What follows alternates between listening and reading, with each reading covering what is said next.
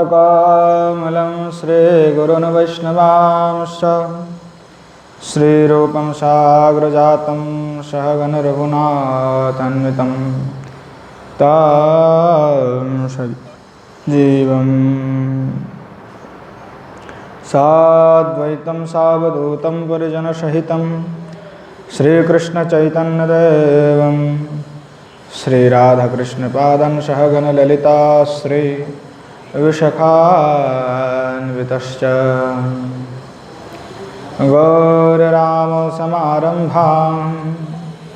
ऐश्वर्यां च मध्यमाम् अस्मदाचार्यपर्यन्तं वन्दे गुरुपरम्पराम् आजानुलम्बितभुजौ कनकावदातौ संकीर्तनैकपितरौ कमलायताक्षौ विश्वम्भरौ द्विजभरौ युगधर्मपालौ वन्दे जगत्प्रियकरौ करुणावतारौ पञ्चतत्त्वात्मकं कृष्णं भक्तरूपस्वरूपकं भक्तावतारं भक्ताख्यं नमामि भक्तशक्तिकम् वंशे विभूषितकरान्नवनीहृदाभात् पीताम्बरधरोर्नवीं विफलाधरोष्ठात्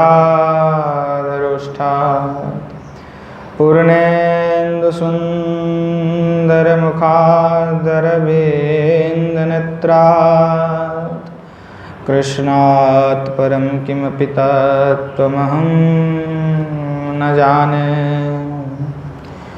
लोकाभिरामं रणरङ्गधीरं राजीवनेत्रं रघुवंशनाथं कारुण्यरूपं करुणाकरन्तं श्रीरामचन्द्रं शरणं प्रपद्ये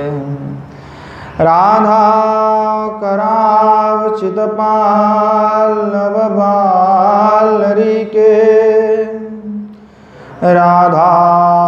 राधापदाङ्कविलसन्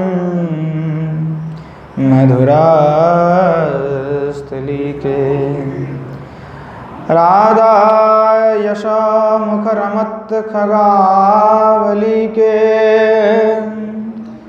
राधा विहार विपिने रमतां मनो में राधे वृंदावनाधीश करुणामृतवाहिनी कृपया निजपादाब्ज दास्यं मह्यं प्रदीयताम् श्रीमद्भागवतं नौमि यस्यैकस्य प्रसादतः अजिगतानपि जानाति सर्वगमानपि मृषारूढममाकन्तं सोममेशं सदाशिवं हरिणामरसन्मत्तं नौमि गोपीश्वरं हरं श्रीरूपं साग्रजं वन्दे रघुनाथं कृपामयं श्रीजीवं भट्टजुगं च सज्जनसुखदायकम् येषां सहजस्निग्धानां पादरेणुमभीक्ष्णसा सर्वविघ्नविनाशाय शिरसा धारयाम्यहं नारायणं नमस्कृत्य नरं चैव नरोत्तमं देवीं सरस्वतीं व्यासं ततो जयमुदीरयेत् वृन्दायै तुलसीदेव्यै प्रियायै केशवस्य च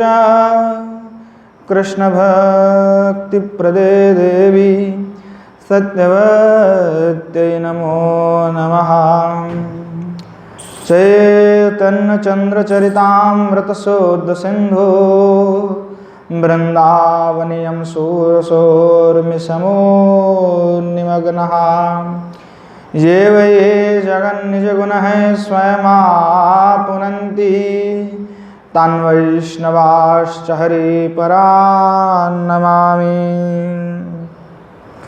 हरे कृष्ण कृष्ण कृष्ण हरे हरे, हरे राम राम राम हरे हरे। श्रीमन् महाप्रभु की जय, श्री युगल सरकार की जय, श्री गिरिंद्र बिहारी भगवान की जय। श्रीमन् महाप्रभु के असीम अनुकंपा से हम सभी यहाँ ब्रज के जो गोपियों का प्रेम रस धारा है उसको आस्वादन कर रहे हैं, और श्रीमती किशोरी जी के जो यूथ हैं और उन यूथ के भाववती गोपियों की भाव का आस्वादन कर रहे हैं। चंद्रावली आदि जो भगवान के जितने भी प्रेयसी है उन सभी प्रेयसी का भाव को आस्वादन कर श्री भगवान का भी जो प्रेममयी चित्र है उसको आस्वादन कर पा रहे हैं। यहाँ पूर्व में जो मान की व्यापार आलोचना हुआ कि मान क्या है, और जो आचार्यों के विचार से प्रति के बाद ही प्रणय आता है, प्रणय से मान होता है, मान से स्नेह होता है, फिर राग उत्पन्न होता है। क्योंकि वह रूप गोस्वामी पाद ने लिखा कि जो क्रम है वह कई बार आचार्यों के सिद्धांत क्या है कि यहाँ समस्त वस्तु ये प्रेमियों में एक ही साथ विद्यमान रहता है, इसलिए कभी तो मान की ज़्यादा हो जाता है और कभी स्नेह अधिक हो जाए, कभी प्रणय अधिक दिखाई पड़ता है, तो इसलिए इसका क्रम निर्धारण करना बड़ा मुश्किल है। इसलिए रूप गोस्वामी पाद मान का वर्णन करने के बाद एक श्लोक लिख करके कहते हैं कि देखिए मैं इस क्रम से लिख रहा हूँ, पर हो सकता है कि किसी में प्रणय पहले उत्पन्न हो फिर मान उत्पन्न हो जाए। हाँ, क्योंकि प्रणय का आधिक्य कभी हो सकता है, कभी मान का आधिक्य हो सकता है, परंतु ये सारे वस्तु जो है सब एक साथ ही रहते हैं। ये प्रणय है तभी तो मान कर सकते हैं, यानी रहता तो है पर उसका आर्धिक्य होने का पर क्या होता है वो भाव प्रकट होता है, पूर्ण रूप से ये भरे पड़े होते हैं। तो इसलिए कवियों की कहना है कि प्रीति के बाद ही प्रणय आ जाए और फिर प्रणय के बाद मान उत्पन्न हो, मान से फिर स्नेह होता है। और आचार्य पाद रूप गोस्वामी पाद भी कहा कि ये भी हो सकता है, अगर आप पहले कहते हो नहीं प्रीति होगा फिर आपका स्नेह होता है, स्नेह से फिर मान होता है, फिर प्रणय होगा तो भी ठीक है, क्योंकि वह आर्धिक्य का विषय है, क्रम क्रम से इधर उधर जा सकता है। तो प्रणय का लक्षण जो है आचार्य पाद बता रहे हैं, विस्रंभाति क्षयात्मक प्रेमा प्रणय, अर्थात प्रणय के उदय होने पर जैसे संभ्रम आदि होता है, अर्थात प्रणय होने पर संभ्रम आदि जो अवस्था है उन पर भी वहाँ संभ्रम आदि होता नहीं, अवस्था उत्पन्न तो हो सकता है पर वह अवस्था उसको टिकने नहीं देता है। और विश्रम्भ का जो अर्थ होता है कि प्रियजन के साथ एकदम अभेद बुद्धि हो जाना, कि तन मन अपना मन प्राण बुद्धि देह परिच्छद सब कुछ जो है और प्रणय के साथ अभेद बुद्धि हो जाता है, भेद बुद्धि अब नहीं रहता है। इसीलिए कि आपने प्रति जैसे गौरव बुद्धि किसी का होता नहीं उस अवस्था में, उसी प्रकार प्रियतम के प्रति भी कोई गौरव बुद्धि नहीं रहता है, अर्थात गौरव बुद्धि का अभाव हो जाता है। और यही जो प्रणय के विशेष अवस्था है, वो विशेष अवस्था परिवर्तित होकर के मान के साथ मिलता है, वह भी मान के साथ मिल करके और एक दशाओं का और एक भाव का भी वह उत्पन्न कर देता है, जो यहाँ प्रणय है। तो प्रणय के लक्षण कह करके श्री आचार्यपाद लिख रहे हैं, मानव दधान विश्रम्भम प्रणयो प्रच्युते बुधेयी, कि मान, श्री रूप गोस्वामी पाद उज्ज्वल नीलमणि में लिख रहे हैं कि जब मान गाढ़ता प्राप्त कर लेता है, जो पूर्व में जो मान की वर्णना हुआ, जो ललित मान है और ललित में कौटिल्य मान है, नर्म ललित मान है, और अलग जो मान चंद्रावली आदि में भी विद्यमाना है। तो यहाँ मान जो है, जब यहाँ गाढ़ता को प्राप्त कर लेते हैं, अर्थात विश्रम्भ जो कहा गया, अर्थात गाढ़ता को प्राप्त कर लेना, तो विश्रम्भ धारण कर, तो गाढ़ता को प्राप्त करके विश्रम्भ अर्थात क्या हो जाता है कि वह विश्वास हो जाता है उनके प्रति। कैसा विश्वास? कि अपना जो देह, मन, प्राण, बुद्धि, ये सब क्या हो जाता है, एक जो भाव हो जाना, अर्थात उनके प्रति एकदम पूर्णतः आसक्ति और विश्वास जो हो जाने के नाम, अर्थात और संभ्रम जहाँ पे ना हो। क्या है कि एक हो जाने पर क्या संभ्रम है वहाँ पे, मैंने संभ्रम शब्द का अर्थ है लज्जा।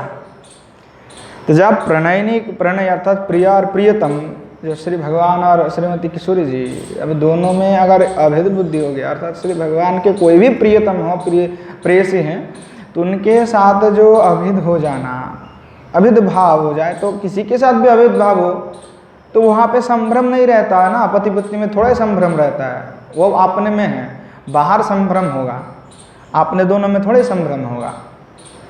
तो यह बात है कि वहाँ संभ्रम नहीं, ऐक्य हो जाना, तो इसलिए उसे कहा जाता है प्रणय। जैसे कि बहुत सुंदर करके श्री रूप गोस्वामी पाद एक कहानी बता रहे हैं कि किस प्रकार से श्रीमती किशोरी जी का वह संभ्रम आदि दूर रहती है जब वह प्रणय में बद्ध हो जाती है। तब कूच्योपान्ते स्पृष्टा मूर विजयिना तद्भुजो क्षीरस्तिरन्यास्तग्रीवा भ्रुवो मनोजो दृष्टिर्विभूजति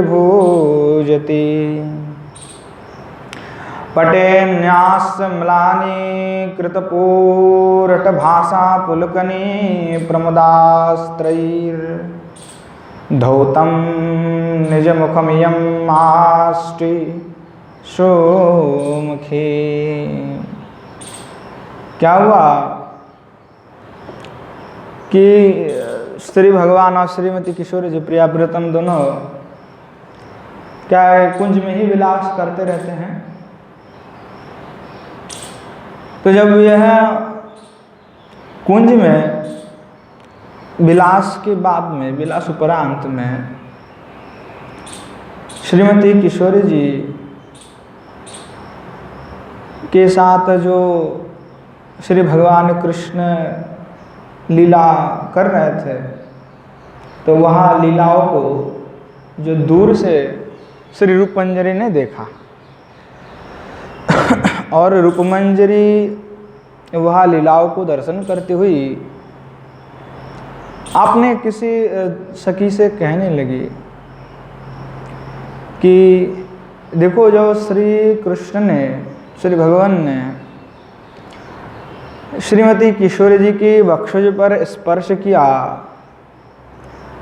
तब श्रीमती किशोरी जी ने श्री ठाकुर जी के कंधे पर अपनी जो ग्रीवा है, उस ग्रीवा को न्यास्त करके वहाँ ग्रीवा को रख दिए, ऐसे ऐसे रख दिए, तो न्यास्त कर दी। अब कुटिल दृष्टि से श्रीमती किशोरी जी भ्रुकुटी कटने लगी, कुटिल दृष्टि से। तो वहाँ जो श्री भगवान के स्कंद पर श्रीमती किशोरी जब अपना ग्रीवा को नष्ट किए, तो उससे श्रीमती किशोरी जी को आनंद उत्पन्न हुई और वह उनके मुखमंडल जो है आनंद अश्रु से अभिषिक्त होने लगी। तो यहाँ श्रीमती किशोरी जी जो है इतने आनंदित हुए, इतने पुलकित होने लगी, उनका जो है शरीर रोमांच होने लगी। तो अब श्रीमती किशोरी जी क्या कि श्री भगवान के जो पीताम्बर थे, पीला वाले पीताम्बर, उस पीताम्बर को ले करके श्रीमती किशोरी जी अपना मुंह को ढाक लिए।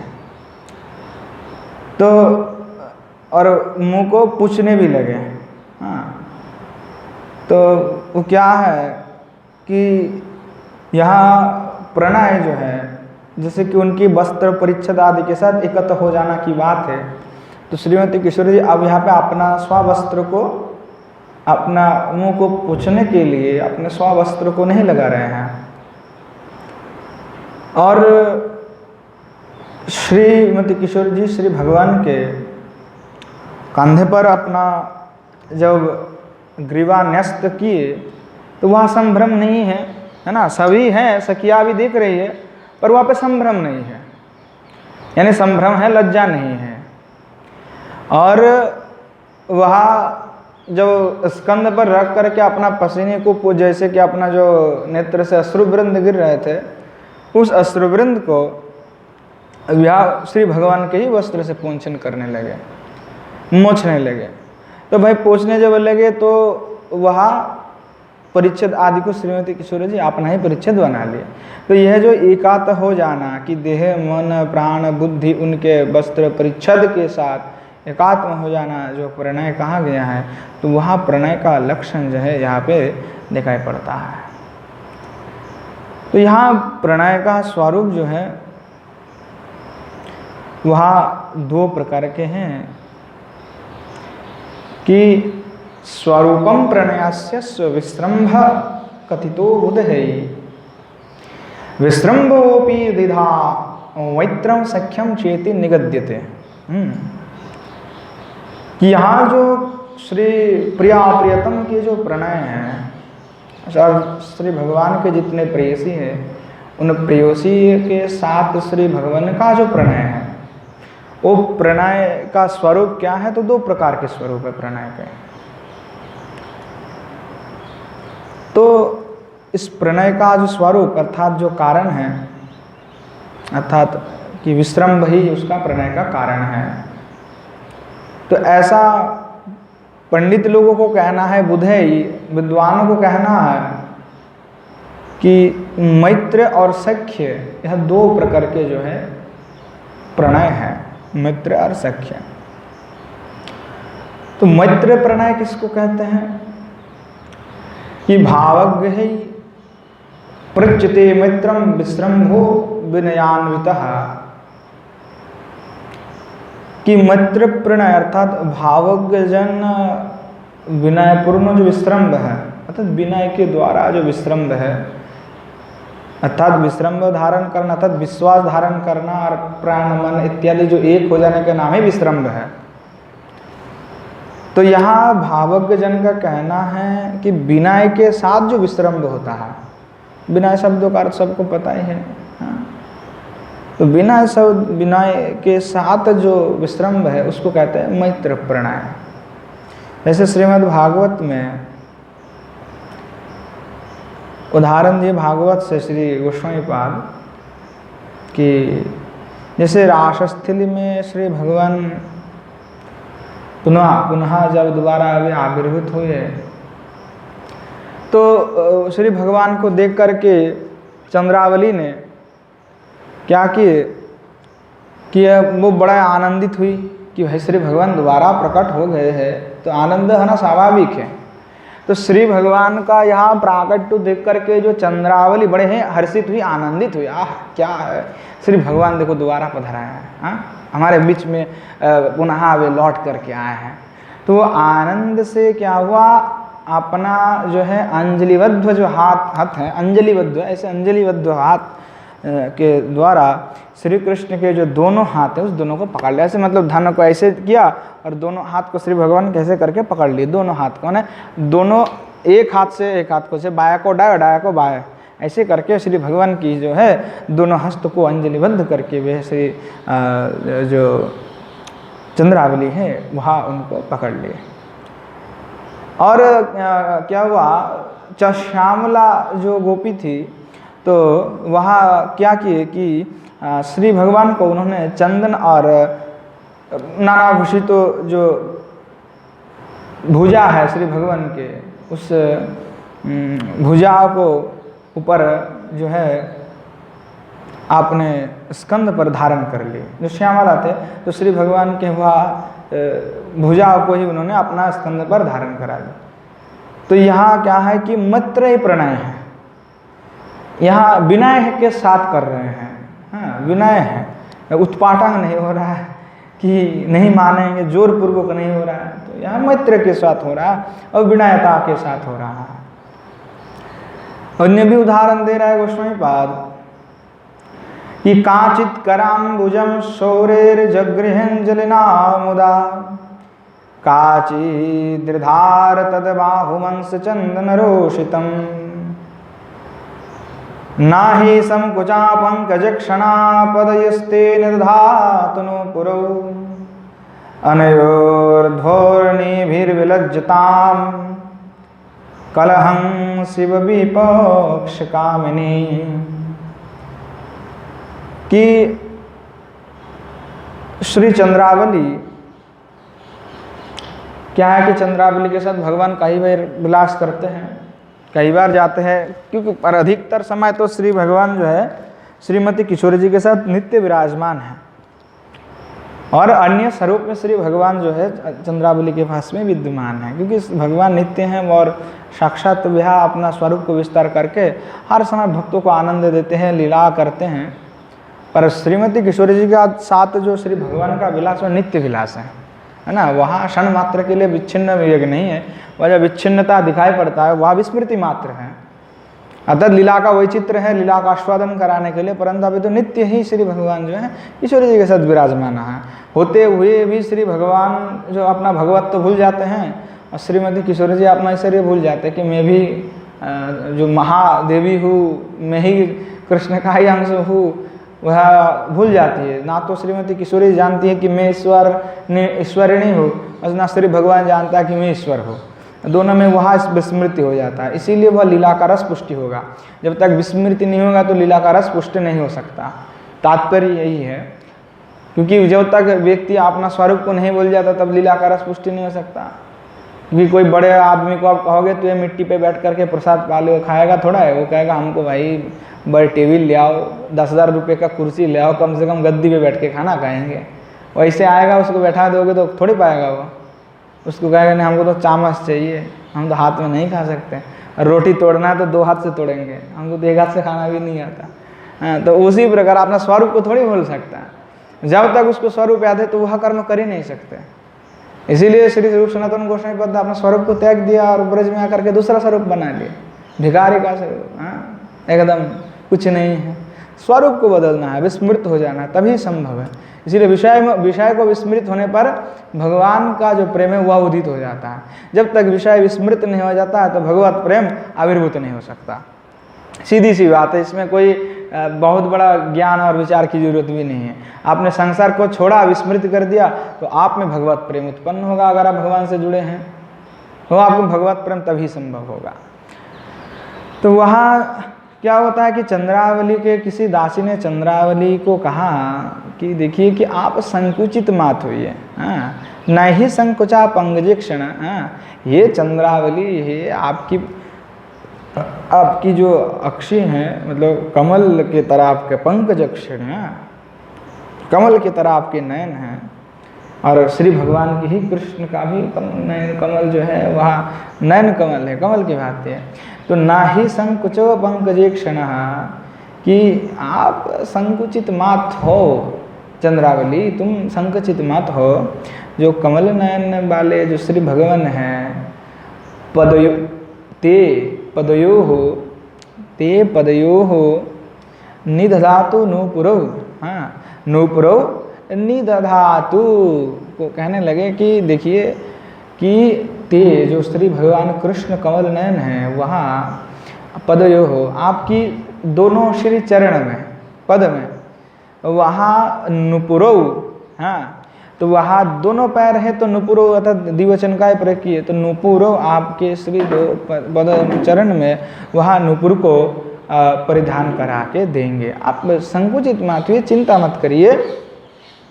अनयोर्ध निर्भिर्विलज्जताम कलहं शिवो विपक्ष कामिनी। वहाँ कहने लगे कि देखो वहाँ जो नुपुर है अनयोर्ध, वहाँ नुपुरों का को जो अनयोर ध्वनि, अनयोह अर्थात वहाँ जो नुपुर से जो ध्वनि होगा उत्पन्न, अनयोर ध्वनि, उस ध्वनि से क्या विलज्जता धनिर धनि भी विलज्जताम कलहं से वो विपक्ष कामिनी, कि उस नुपुर को ध्वनि को सुन करके कलहंसनियों की भांति जो विपक्षारमणी अर्थात विपक्षी, इनके पास विपक्षिणी क्या है, श्रीमती ये तो विपक्षिणी है ही है और राधा रानी स्वपक्षिणी है, और ये विपक्षिणी है, तो यहाँ विपक्षिणी जो है ये किन को विपक्षिणी कहेंगे, श्री राधा को विपक्षिणी कहेंगे।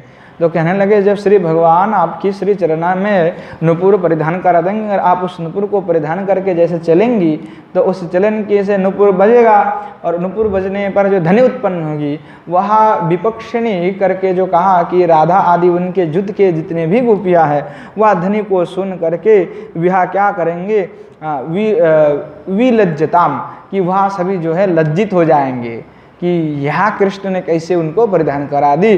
तो यह कह करके क्या कि थोड़ा सा चुगलीबाजी जो इसको कहते हैं गोपियाँ जो है वो करती है, जिससे कि चंद्रावली को सुख मिले, चंद्रावली को बड़ा सुंदर लगेगा कि हाँ वो तो हमारे पक्ष में कह रहे हैं, हमें बड़ा मान दे रहे हैं, तो इससे सुख प्राप्ति होता है, आनंद का रस वैचित्र है। तो उस कारण से ये वे कहने लगे। तो यहाँ देखा जाता है जो भावपूर्ण जो मैत्री हैं उसी का उदाहरण दे रहे हैं कि विनय के साथ जो हो रहा है। और इसमें जो सख्य प्रणय है, अब ये तो हो गया मैत्र प्रणय जो चंद्रावली के साथ विशेष करके है। अब जो सख्य प्रणय की बात है कि विश्रम्भो स्वादसन मुक्तो सख्यम सवशतामयः, कि सख्य प्रणय किसको कहते हैं कि जिसमें भय नहीं हो, ठीक है, विश्रम्भ साधन मुक्त हो। तो मुक्त जो कहा गया है कि भय से रहित जो है, जैसे कि हम किसी से प्रेम करते हैं तो प्रेम करने वालों से हम डरते थोड़ा ही है। जैसे कि श्रीमती किशोरी जी का श्री भगवान से प्रेम है, श्री ठाकुर जी से, तो अब दोनों में प्रेम है तो है, और श्रीमती किशोरी जी थोड़ा ही डरते हैं कृष्ण से, नहीं डरते। तो यहाँ डरने की जो नहीं बात है, मुक्त हो जाने की बात है, तो उसको कहते हैं यहाँ भय रहित जो सख्य प्रणय, तो वो है उनमें सख्य प्रणय। तो उदाहरण जो दे रहा है गोस्वामीपाद कह रहा है कि जो भय रहित विश्रम्भ हो और जो स्ववशतामय हो उसको कहते हैं सख्य प्रणय। तो श्री गोस्वामीपाद एक उदाहरण दे रहा है, एक कह रहा है कि स्वारभसमधि कंठमर्पिताभ्याम दनोजरिपोर निज बाहुबल्लरेभ्याम नीटिलमवनमय्य तस्य कर्णे सखी कथितं किमिवो त्वया रहस्यम्। श्री गोस्वामीपाद कह रहे हैं कि एक बार क्या हुआ, जो श्री विशाखा जी हैं, तो श्री विशाखा श्रीमती किशोरी जी से पूछे, उन्होंने पूछा कि हे सखी, आप कौतुकवश श्री भगवान के श्री कृष्ण के दोनों स्कंद पर आपने दोनों भुजाओं को धारण कर उनके मस्तक को झुकाकर उनके कान में तुम क्या रहस्य भरी बात कर रही थी। यह कहने लगी कि स्वारभसमधिक कंठमर्पिताभ्याम कि हे किशोरी जी, आप श्री भगवान के यहाँ अपने हस्त से दोनों उनके स्कंद को, अपना जो श्री भगवान के स्कंद पर आपने दोनों भुजा को रखा, अर्थात जो दोनों स्कंद पर श्रीमती किशोरी जी ने अपना दोनों हस्त को रखा, भुजाओं को रखा और भुजाओं को रख करके मस्तक को झुकी हुई है। तो मस्तक को झुकाया और श्री भगवान के कान में जो है रहस्य भरी बातें कर रहे थे। तो वहाँ दृश्य को देख करके जो विशाखा जी हैं वो पूछने लगे श्रीमती किशोरी जी से कि आप क्या बात कर रही थी। तो यहाँ जो संभ्रम नहीं है, संभ्रम मुक्त हो गया, भय रहित हो गया। भय रहित हुई तभी तो श्री भगवान के दोनों स्कंद पर आपने हाथ रखी हुई है। हाँ, दोनों स्कंद पर दोनों भुजाएं जो धारण की हुई हैं और झुक करके जैसे भगवान के कान पे ऐसे बात कर रहे हैं।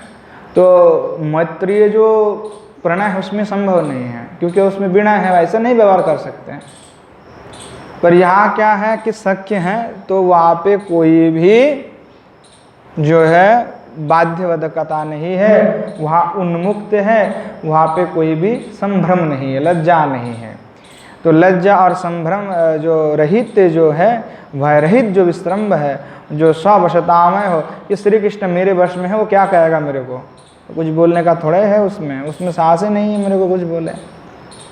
तो इस प्रकार के जो भाव है, जैसे यह कई बार दशा होते हैं, जैसे श्रीमती किशोरी जी ने कभी होगा कि पासा खेल रही थी तो गोटी लेकर के श्री भगवान को ही मार दी, हाँ, उठा करके, अरे तुम चीटिंग करते हो। हाँ, तो यह किसी दूसरे में संभव ही नहीं है। यह रस जो प्रदान हो रहा है, यह सख्य प्रणय का, तो प्रणय से जो है रस जो निष्पत्ति हो रहा है, रस क्या आनंद है। देखो यह दर्शन करने में कितना आनंद, चिंतन करने पर भी कितना आनंद होता है कि किशोरी जी आपने स्कंद जो भुजा है वह श्री भगवान के स्कंद पर धारण की हुई रस भरी बात करे, थोड़ा चिंतन करे तो कितना आनंद आएगा कि ऐसा दृश्य अवलोकन करने की सौभाग्य। तो यहाँ जो श्रीमती किशोरी जी की भी आनंद प्राप्ति होती है, श्री भगवान को भी। हाँ, क्या श्रीमती किशोरी जी देखो क्या भाव है, क्योंकि श्री भगवान भी चाहते हैं कि ऐसा ही हो, पर कोई करते नहीं है। तो श्रीमती किशोरी जी में एकमात्र हिम्मत है ऐसी कि वैसी ही कर ले। तो यहाँ जो श्रीमती किशोरी जी का भाव है, वहाँ सख्य प्रणय के ही लक्षण है, भाव है। विष्णु पुराण में भी उल्लेख है कि जो सत्यभामा है, एक बार कि सत्यभामा ने श्री भगवान कृष्ण को कहा है कि देखो सत्यभामा मेरी प्रिया है, यदि ये वचन आपके सत्य हैं तो उनको पूर्ण करने के लिए आप जाइए स्वर्ग से मेरे लिए परिचय आने लगे। हाँ, और पारिजात वृक्ष को जो है मेरे भवन उद्यान के लिए मेरे भवन पे ही रखना है, किसी दूसरे के भवन पे नहीं, लेकर के हमारे भवन पे रखिए। तो भगवान जो क्या किए, उनके लेने के लिए चले गए हैं। तो यह सख्य प्रणय है, तभी ऐसे कोई भय नहीं। यहाँ पे भय होगा तो डरेगा ना कि प्रभु कुछ बोले, आज्ञा करें। यहाँ पे कोई आज्ञा वाज्ञा की अपेक्षा थोड़ा ही है।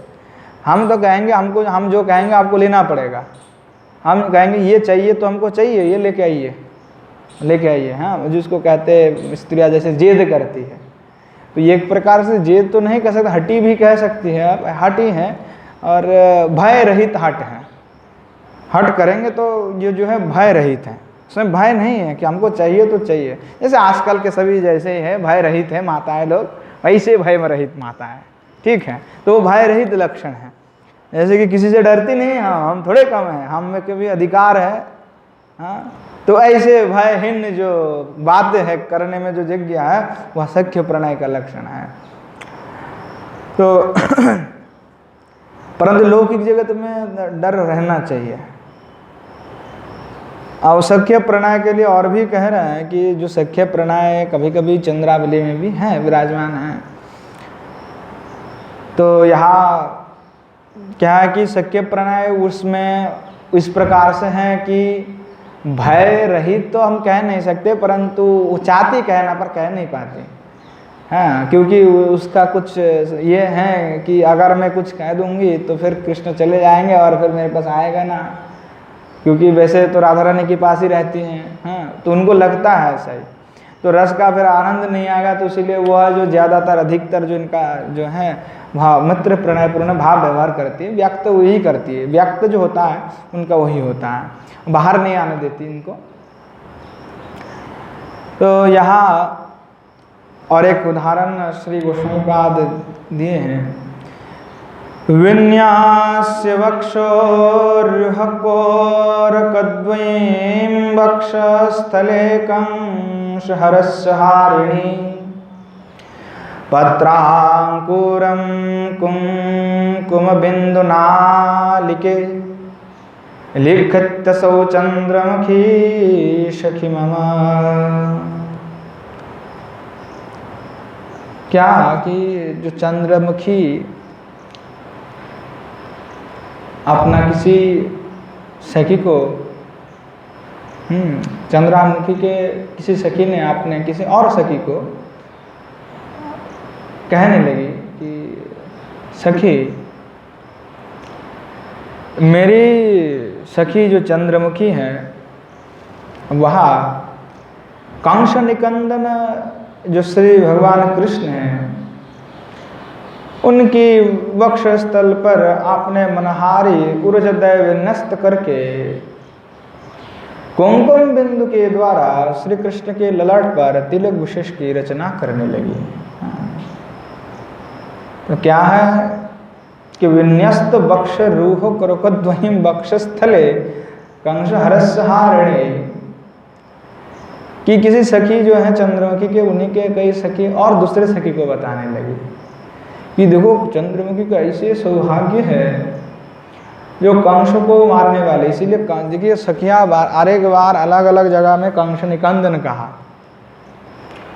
तो भगवान जो कृष्ण है वहाँ कंसों को किए थे ना, तब कंसों को मार के फिर दोबारा लौट के आए थे ब्रज में, जो 3 महीने के लिए बाहर थे श्री भगवान कुछ दिनों के लिए। उसका है विशेष करके व्याख्यान श्री गोस्वामीपाद ने लिखे हैं। तो नित्य ब्रज में तो है विराजमान रहे हैं, पर ब्रज के जो कृष्ण है वह कंस को करके फिर लौट के आए थे, इसका भी उल्लेख है। तो इसीलिए गोपियाँ कंस निकंदन कहते हैं। हाँ, और किसी शिशुपाल वध करने वाला ऐसे वैसे नहीं कहेंगे, कंस निकंदन तक कहते हैं, कंसारी कहते हैं। तो कंस निकंदन करके कहा कि जो कंस हरस से जो कंस को मारने वाले जो श्री भगवान कृष्ण हैं, तो आपने श्री भगवान कृष्ण की वक्षस्थल पर आपने उरोजदय तो समझते हैं, आपने श्री भगवान कृष्ण के जो है वक्षस्थल पर आपने उर्जदय को रख करके, उरु को ऐसे रख, उर्जदय को रख करके जो क्या है जो चंद्रमुखी हो श्री भगवान के श्री ललाट पर जो है तिलक रचना कर रहे थे।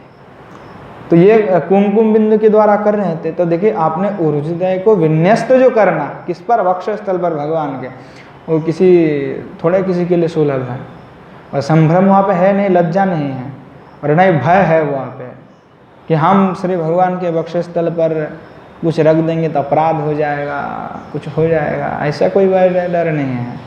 और हमारा इसलिए अपराध डर भय की डर हुआ क्योंकि हम में तो ऐसा विशेष प्रेम उत्पन्न नहीं हुई ना, इसीलिए हम लोग सेवा अपराध कब तक लगेगा, सेवा अपराध तब लगता है जब तक आप में प्रेम उत्पन्न नहीं हुआ, वह भाव प्राप्ति नहीं हुआ, तब तक आपको सेवा अपराध लगेगा, है ना।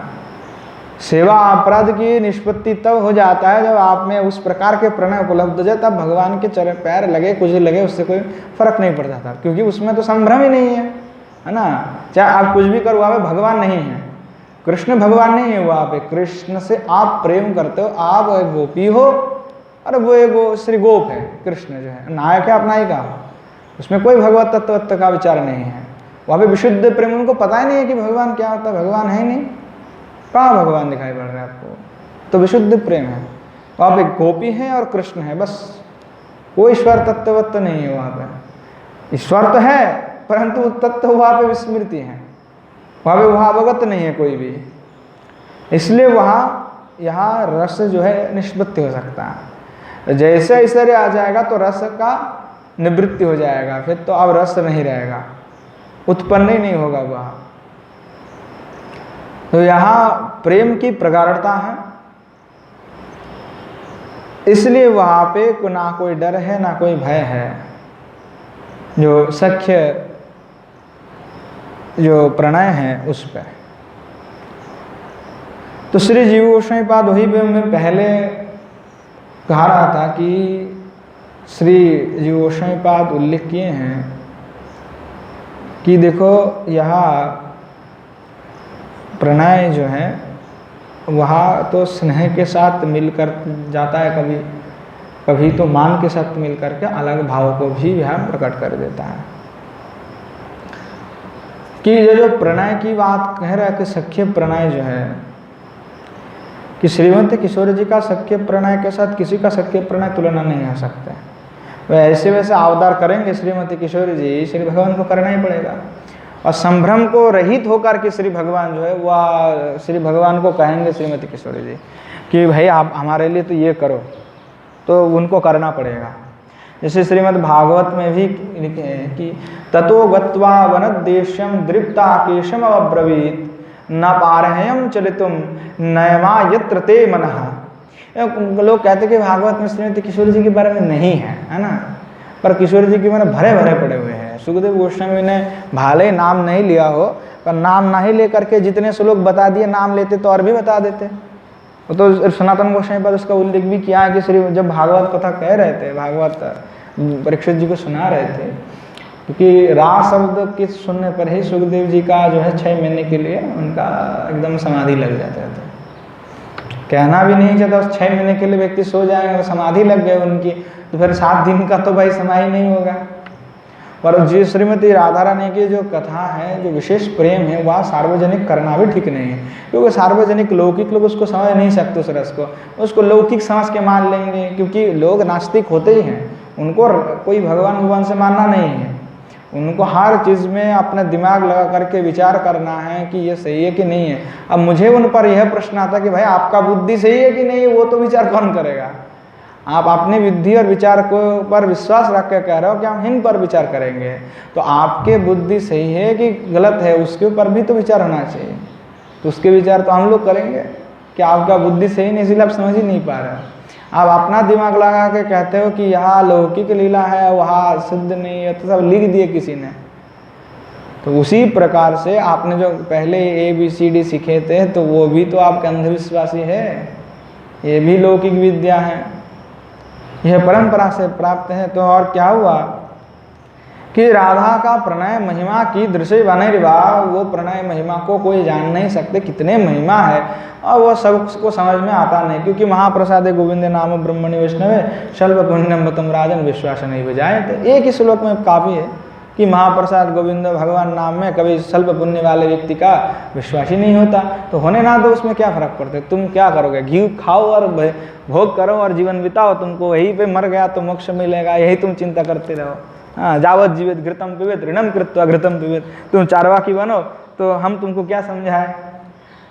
तो इसलिए वह शल्भ पुण्य वाले व्यक्ति की बात है, वो तो समझते नहीं हैं। तो इसीलिए वो जो नहीं समझने वाले वो कहते हैं जैसे भागवत में तो राधा है ही नहीं, पर उस भगवत के श्लोक में तो भरे पड़े हुए श्रीमती किशोर जी के बारे में। तो सुखदेव गोस्वामी ने क्यों नहीं बताया पूरा के पूरा।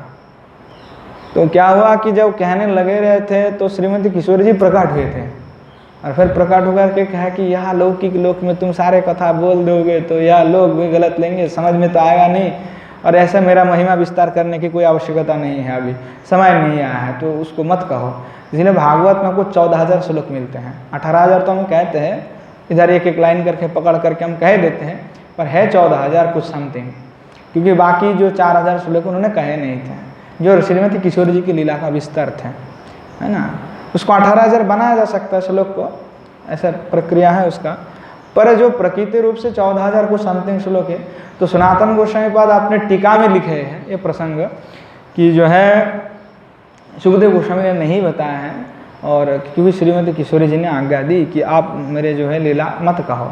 तो उन्होंने बाकी जो प्रसंग को उन्होंने कहा नहीं, उनको क्या है, उनको उन्होंने ढक दिए, छोड़ गए, और जिसके कारण वहाँ प्रकट नहीं। बाद में हमारे आचार्यों ने वही का ही विस्तार किए हैं, अलग अलग ग्रंथ में उसका विस्तार किए हैं, अलग अलग लीलाओं का वर्णन किए हैं।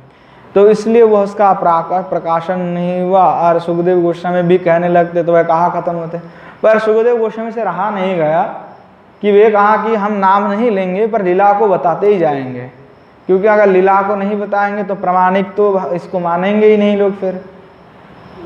तो भागवत में ही उन्होंने कई जगह, मतलब 10वें स्कंद में तो भरे पड़े हुए हैं, अगर हर श्लोक की विचार करेंगे तो वहाँ श्रीमती किशोरी जी का दर्शन होगा, लीला में उनका प्रकाशन है। तो भागवत के में ही उल्लेख है कि तत्वगत्वा वनदेशम दृप्ता कृष्णम अब्रवीत। जब क्या हुआ कि रासस्तरी से श्री भगवान जो है श्रीमती किशोरी जी के हाथ पकड़ करके चले गए और सबको छोड़ करके चले गए। तो जब चले गए तो श्रीमती किशोरी जी ने आपने आपको अति सौभाग्यवती समझा कि मैं भाई तो मेरा ही वशीभूत है, और ऐसे क्यों ना, सही में तो वशीभूत है। अब कृष्ण किसके वशीभूत है, एकमात्र श्रीमती राधा रानी का, और किसी का वशीभूत नहीं है। और जितने भी वशीभूत हैं वो थोड़ा थोड़ा करके वशीभूत हैं, पूर्णतः वशीभूत तो श्रीमती किशोरी जी से ही है। इसका अनेक उदाहरण है, एकमात्र कृष्ण वश जो है वह किशोरी जी के अनुगत है। तो क्या हुआ कि श्रीमती किशोरी जी को जब लेके चले गए तो हाथ पकड़ करके पैदल चल रही थे। अब जैसे तत्व गत्वा वनदेशम दृप्त्वा कृष्णम अब्रवीत, अब देखा कि श्रीमती किशोरी जी अरे बहुत दूर तो लेके चले आए पैदल पैदल, अब कितनी देर ऐसे पैदल में चले हम। हाँ, तो श्रीमती किशोरी जी वन में जैसे ही उनको लेके गए तो वह श्रीमती किशोरी जी जो है वह गर्विता होकर के उठी, और गर्विता होकर के जो ये जो मुसख्य प्रणय की बात है, तो डर भय तो नहीं है वहाँ पे, संभ्रम नहीं है। तो वो कहने लगी श्रीमती किशोरी जी, जी देखो हमसे और चला नहीं जरना पा रहे हैं, हम और चल नहीं पाएंगे, हमारे में और इतनी ताकत नहीं है कि हम चले आपके साथ पूरा यही जंगल में भटक भटक के, हमारे पास आप उतना हमारी शक्ति नहीं है।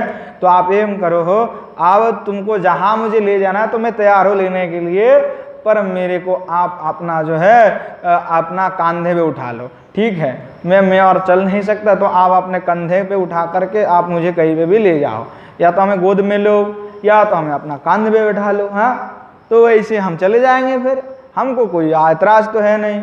तो वहाँ जो कहना श्रीमती किशोरी जी के कि आप हमें कंधे पे लो या हमें गोद पे उठाए लो, जैसे करके आपकी मर्जी उठाओ हमको, हम नहीं चलेंगे आप। तो ये जो नहीं चलना और ये जो सामर्थ्य की बात है, तो यहाँ पे लज्जा नहीं है ना, लज्जा नहीं है तभी तो कह रहा है। अब थोड़ी हम कोई किसी स्त्री पुरुष को कहेगा कि हमको उठाई लो, ऐसे तो समाज में लोग पीटेंगे उसको। और ये भी कह नहीं जा सकती, स्त्री भी अपने पति या अपनी पत्नी से भी ये नहीं कह सकता, सर्व समक्ष में भी नहीं कह सकता, अथवा ऐसे भी नहीं कह सकते, क्योंकि उसमें संभ्रम है, यहाँ पे भी संभ्रम है, पर यहाँ पे तो कोई संभ्रम ही नहीं है। श्रीमती किशोरी जी कहा ले हम चलना है तो ले चलो, नहीं तो हमसे तो चला नहीं जाएगा। तो संभ्रम तो गया वहाँ पे नहीं है, भय भी नहीं, क्योंकि वाक्य कहना भी तो संभ्रम। अब कोई लौकिक जगत की स्त्री अपने पति से ऐसे बात कह पाएगा, सीधी सीधी नहीं कह सकता ना। जब पति का मन होगा तो लेंगे, फिर नहीं तो कैसे लेगा। तो पर यहाँ पे जो है लौकिक प्रेम नहीं है, वहाँ पे भय रहित है, कोई यहाँ पे सामान्य मात्र डर नहीं है, भय नहीं है। इसलिए श्रीमती किशोरी जी श्री ठाकुर जी का ये करिए तो करिए, हम नहीं चलेंगे। तो यहाँ सख्य प्रणय कैसा आती है, अद्भुत जो महादशा है वह तो श्रीमती किशोरी जी में है, ऐसा हिम्मत वाली और कोई नहीं है। तो इसीलिए श्री भगवान के वशीभूत जो है एकमात्र जो है श्री भगवान वशीभूत है अगर तो किशोरी जी की है और किसी का नहीं है। तो श्री रूप गोस्वामी पाद वही कह रहे हैं कि जनित्वा प्रणयो स्नेहात् पुत्र चिन्ह मानतम व्रजेत स्नेहन मानः कचिद भूत्वा प्रणयितम मथाश्नुते कार्य कारणत्यान्योन्यमतः प्रणयो मानयः इत्यात्रो पृथ्वीवासे विश्रम्भादार्हति कृता। कि जो कहीं ग्रंथकार का मत है आचार्यों का कि जो श्रृंगार रस वाले और जो रस वाले जो ग्रंथ हैं और जो रसिक हैं उनका कहना है कि कहीं तो स्नेह से प्रणय उत्पन्न होकर मान को प्राप्त करते हैं और कहीं तो स्नेह से मान उत्पन्न होकर प्रणय रूप में होता है। तो हमारे गोस्वामी पाद ने स्नेह से मान फिर प्रणय का क्रम बताया। और कई ग्रंथकार का कहना है कि पहले तो प्रणय उत्पन्न होता है और प्रणय उत्पन्न होकर मान रूप कई स्नेह से मान प्राप्त होता है, फिर प्रणय हो जाता है, और कहीं तो स्नेह से प्रणय होता है फिर मान होता है, और कहीं तो प्रणय और मान ये दोनों परस्पर जो है वह कार्यकरण है। इसीलिए क्या है कि स्थायी भाव प्रकरण में इसका अलग से विश्रमता के साथ उदाहरण दिए गोस्वामीपाद ने कि केवल जो है हम प्रणय के बारे में केवल उन्होंने कहा है कि इसीलिए जो मान है कभी तो स्नेह से प्रणय, कभी प्रीति से प्रणय, फिर स्नेह फिर मान, अथवा प्रणय फिर मान फिर स्नेह, ऐसा क्रम हो सकता है इसके लिए, क्योंकि यह सब एक ही जो प्रेमी है उस प्रेमी में विद्यमान है। तो कहीं में भी यहाँ सूक्ष्म रूप से कहीं पे अधिक रूप से प्राकट्य होता है, पर है तो एकदम पूरा भर भर के इस पे प्राकट्य किसी का अधिक होने पर वही दशा को प्राप्त कर लेता है। तो कहाँ की स्थायी जो उदात्त मान है कि उदात्त ललिताभ्यम तो मित्र सख्यम सुसंगते द्वे सुमित्र सुसख्यम सतः संख्यम उदीरिते, कि जो उदात्त मान है तो वह उदात्त मान जो चंद्रावली की जो मान उदात्त हैं, तो उदात्त मान परिणित होकर के मैत्री के साथ जो है मैत्री जो प्रणय है उस मैत्री प्रणय के साथ सुसंगत होकर के जो मित्र का लक्षण है तो वह सुमित्रेय कहते हैं उसको। सुमित्रेय जो प्रणय है वहाँ पे उत्पन्न हो जाता है। और जो ललित मान हो जाता है कि ललित जो मान था उस ललित मान प्रणय में परिणत होकर के अगर वह सख्य के जो प्रणय है सख्य प्रणय, उस सख्य प्रणय के साथ सुंदर रूप में जब वह मिलित हो जाता है मतलब संगत हो जाता है तो उसे सुसख्य जो है प्रणय है वो कहा जाता है। तो यहाँ सुमित्र क्या सुमित्रम और सुसख्यम, तो सुमित्रम पहले क्या कहा आचार्य पाद, सुमित्रम क्या है? सुमित्रम है उसका ही आचार्य पाद चंद्रावली की एक जो है श्री भगवान का चंद्रावली के साथ जो लीला है उसका विस्तार करके कह रहे हैं। आलिपुर कथयतिम रजनी रहस्याम तत्रोद्याथ मधुरिपौ मृदुला भ्रमद्भ्रू उत्क्षिप्यतन मुखपुटावरणाय हस्तम न्यंचन्मुखी समवरिष्ठ पुनर्वराक्षि।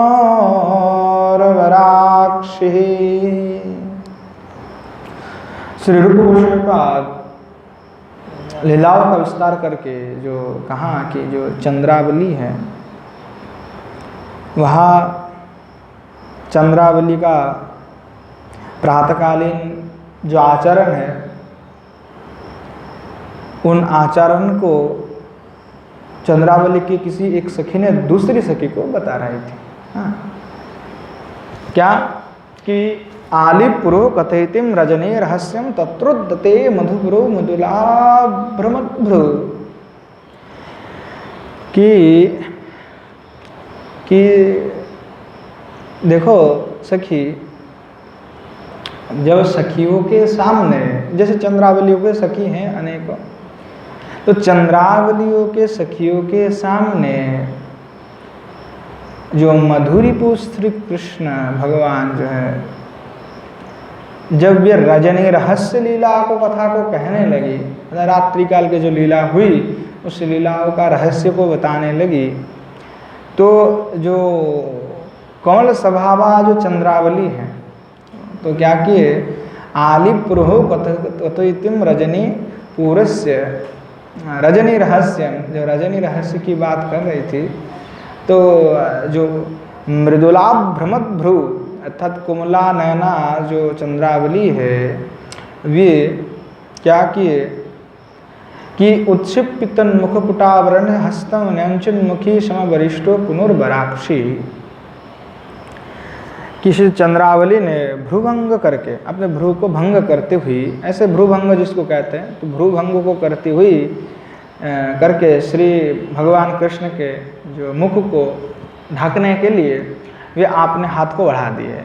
अरे मत कहिए ना, क्या जरूरत है ना, भ्रूभंग करके ऐसे ऐसे मुंह को हाथ में लगा, बस बस बस करिए, बस करिए, मत कहिए सके।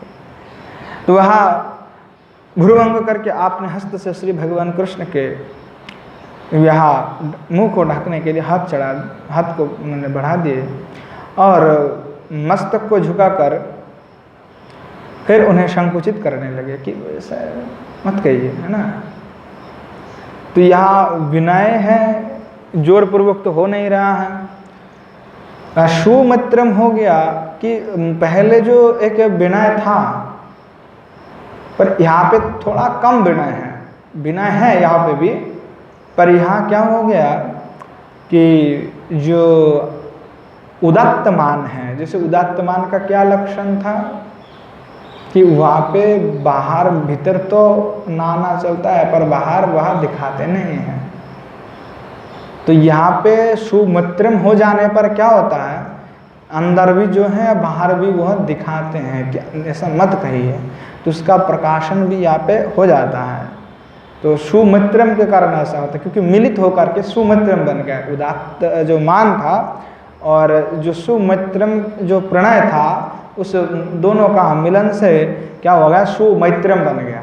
और इसके कारण जो चंद्रावली जो है कि चाहती है कि वह किसी सखियों को यह बात ना बतावे, इसलिए श्री भगवान के मुख कमल को ढकने के लिए अपने हाथ को बढ़ा दिए और सिर को झुका करके संकुचित करने लगी।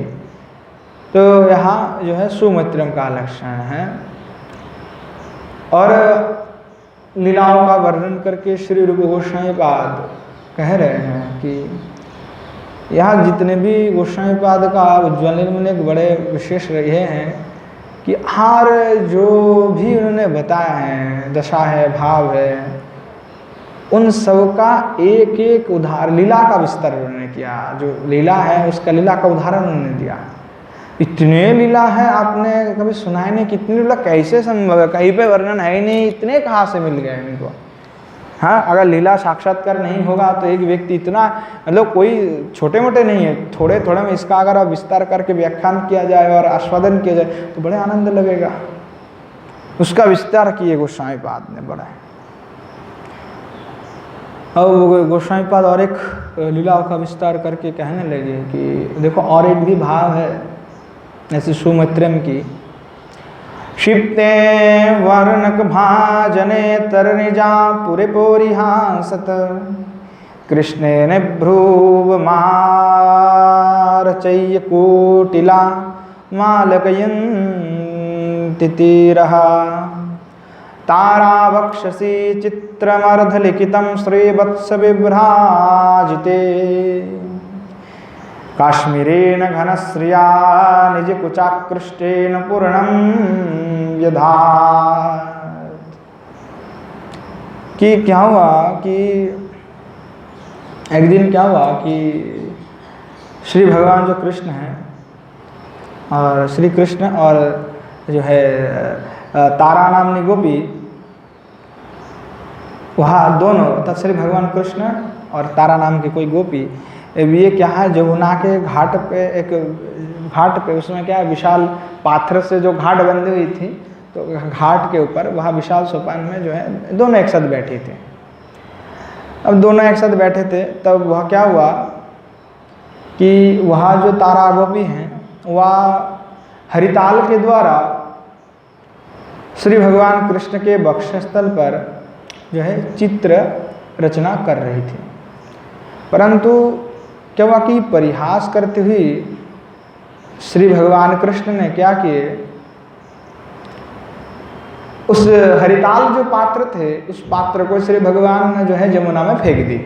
हाँ, अब जो गोपियाँ थी वो क्या कर रही थी कि थोड़ा श्री भगवान के वक्षस्थल पर चित्र का अंकन कर रहे थे। दोनों एक साथ बैठी है जमुना जी पे। हाँ, कितने सुंदर दृश्य, आप थोड़ा चिंतन करेंगे। हाँ, क्या यही तो लीला चिंतन है, मानसिक व्यापार क्या है। कितने आप लीला का आस्वादन करें और लीलाओं को चिंतन करें। अगर आपको श्रीमती किशोरी जी का भाव है तो इतने लीला है, वही चिंतन करिए, कितने लीला है। हाँ, उस लीलाओं को अपने हृदय पे धारण करते हुए उस चिंतन करिए। 1 घंटा 2 घंटा बीत जाए, आप लीला का आनंद लीजिए स्वयं। सुन करके फिर दोबारा आनंद मिलेगा, बार बार आस्वादन करना है। उसमें जो रस प्राप्ति होता है, जो आनंद है, तो कहीं पे नहीं है। हाँ, हरिनाम में रुचि हो जाता है। हरिनाम में रुचि होना बड़ा कठिन है, आसानी से हो नहीं पाता है। हम करते हैं, संख्या पूर्ण हो रहा है, पर एक्चुअली क्या है कि हमारा हृदय से वह अवधारण नहीं होता है, इतने जल्दी नहीं हो पाता। नाम करते रहना, पर बीच बीच में लीलाओं का आस्वादन करने से भी वह आनंद आ जाता है। कहते हैं ना कि एक मुरझाए फूल को अगर आपने थोड़ा मुरझाए पेड़ को जल दे दिया तो वह हमारा सतेज हो गया। तो लीला का रस ऐसे ही है। इस लीला का रस को आस्वादन करने पर क्या होता है कि अब जो मुरझाए हुए पेड़ हैं हम, तो उसमें जान आ जाता है, बड़े आनंद आता है। क्या लीला है, बीच बीच में इसीलिए आस्वादन करना आवश्यक है अनेक लीलाओं का। तो श्री भगवान क्या है, परिहास करने लगे। परिहास वाक्य तो होता है, नर्म वाक्य होता है, परिहास वाक्य, अरे तुम क्या रचना कर रही हो, ऐसा श्री भगवान कह करके जो है उसका हरिताल जो था, हरिताल के जो पात्र थे, उस पात्र को उठा करके श्री भगवान ने यमुना जी में ही वहाँ यमुना जल में वहाँ को फेंक दिए।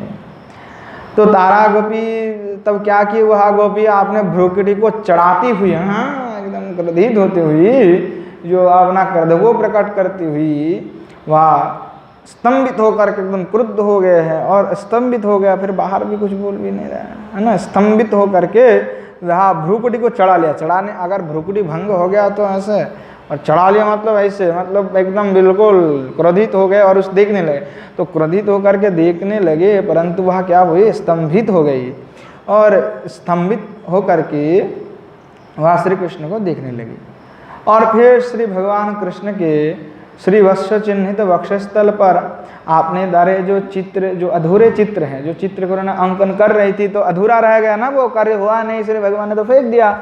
तो जो अधूरा जो चित्र है, उस अधूरे चित्र को देखा और आपने गाढ़ जो कुछ कुमकुम है, उस कुछ कुमकुम के द्वारा क्या हुआ, उसको उठा करके जो गोपियाँ है, फिर पुनः आपने उस कुमकुम के द्वारा श्री भगवान के जो चित्र व रचना कर रही थी, उस चित्र रचना को वह पूर्ण कर दिया। तो इसमें क्या कि देखिए कि ना तो इनका सुमित्र में ऐसा है, क्रोध तो भले ही दिखाया, मित्र हैं कि उनका वक्षस्थल पर वह विनय के साथ अंकन कर रही थी।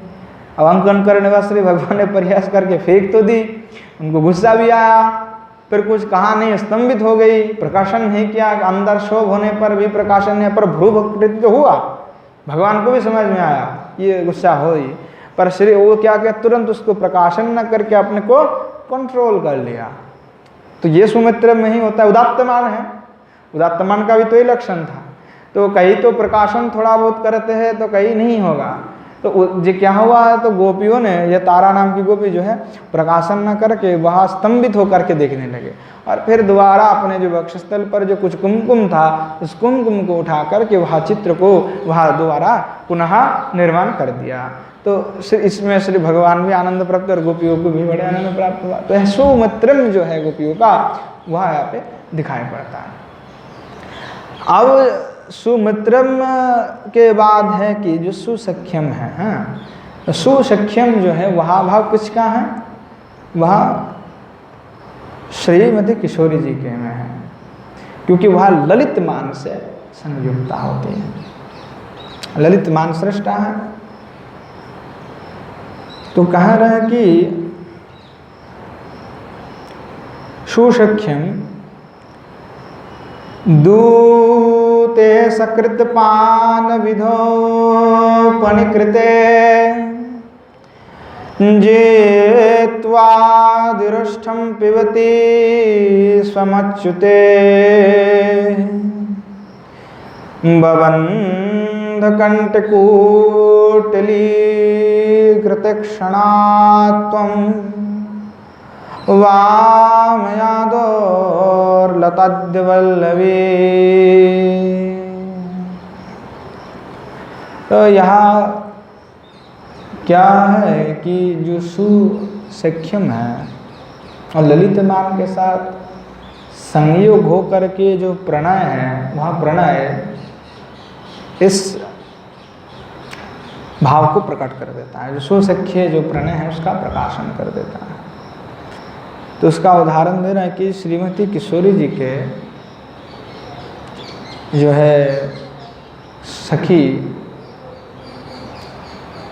श्रीमती किशोरी जी की सखी श्यामला के साथ श्री भगवान जो है श्री कृष्ण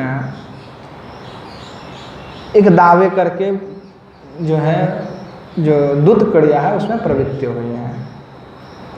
तो उन्होंने क्या दाव रखा और क्या दाव था कि जो भी जीते तो वहाँ पराजित व्यक्ति को केवल एक बार के लिए होठ में चुंबन करेगा, ठीक है। तो यहाँ दाव रखा कि जो पराजित होगा, जो भी जीतेगा वह पराजित व्यक्ति को चुंबन करेगा होठ में, एक बार, ज़्यादा नहीं, एक बार। तो यहाँ उन्होंने जो है नियम रखा, दाव है, क्योंकि भाई दूध क्रीड़ा जब होता है तो भाई वहाँ पे तो दूध क्रीड़ा कुछ रखना ही पड़ेगा दाव पे। तो यहाँ नियम रखा कि है कि वहाँ पे पैसा वैसा, जैसे अभी पैसा से होता है, वहाँ पे पैसा वैसा की तो बात है नहीं, तो अभी कुछ दाव रख कर किए। तो क्या होगा, दूते सकृत पान विधो पुण्यकृते जित्वा धृष्टम दिवती समुच्यते, कि जब श्री भगवान क्या आगे दोनों खेलने लगे। अब क्या खेलते खेलते क्या हुआ, श्री भगवान कृष्ण जीत गए।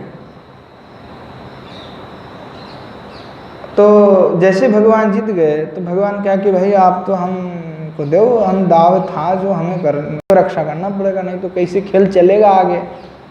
तुम हार गई हो तो अब हमें भी चुंबन करने का अधिकार है भाई, अब दाव रखे थे तुमने, हमने तो नहीं रखे थे।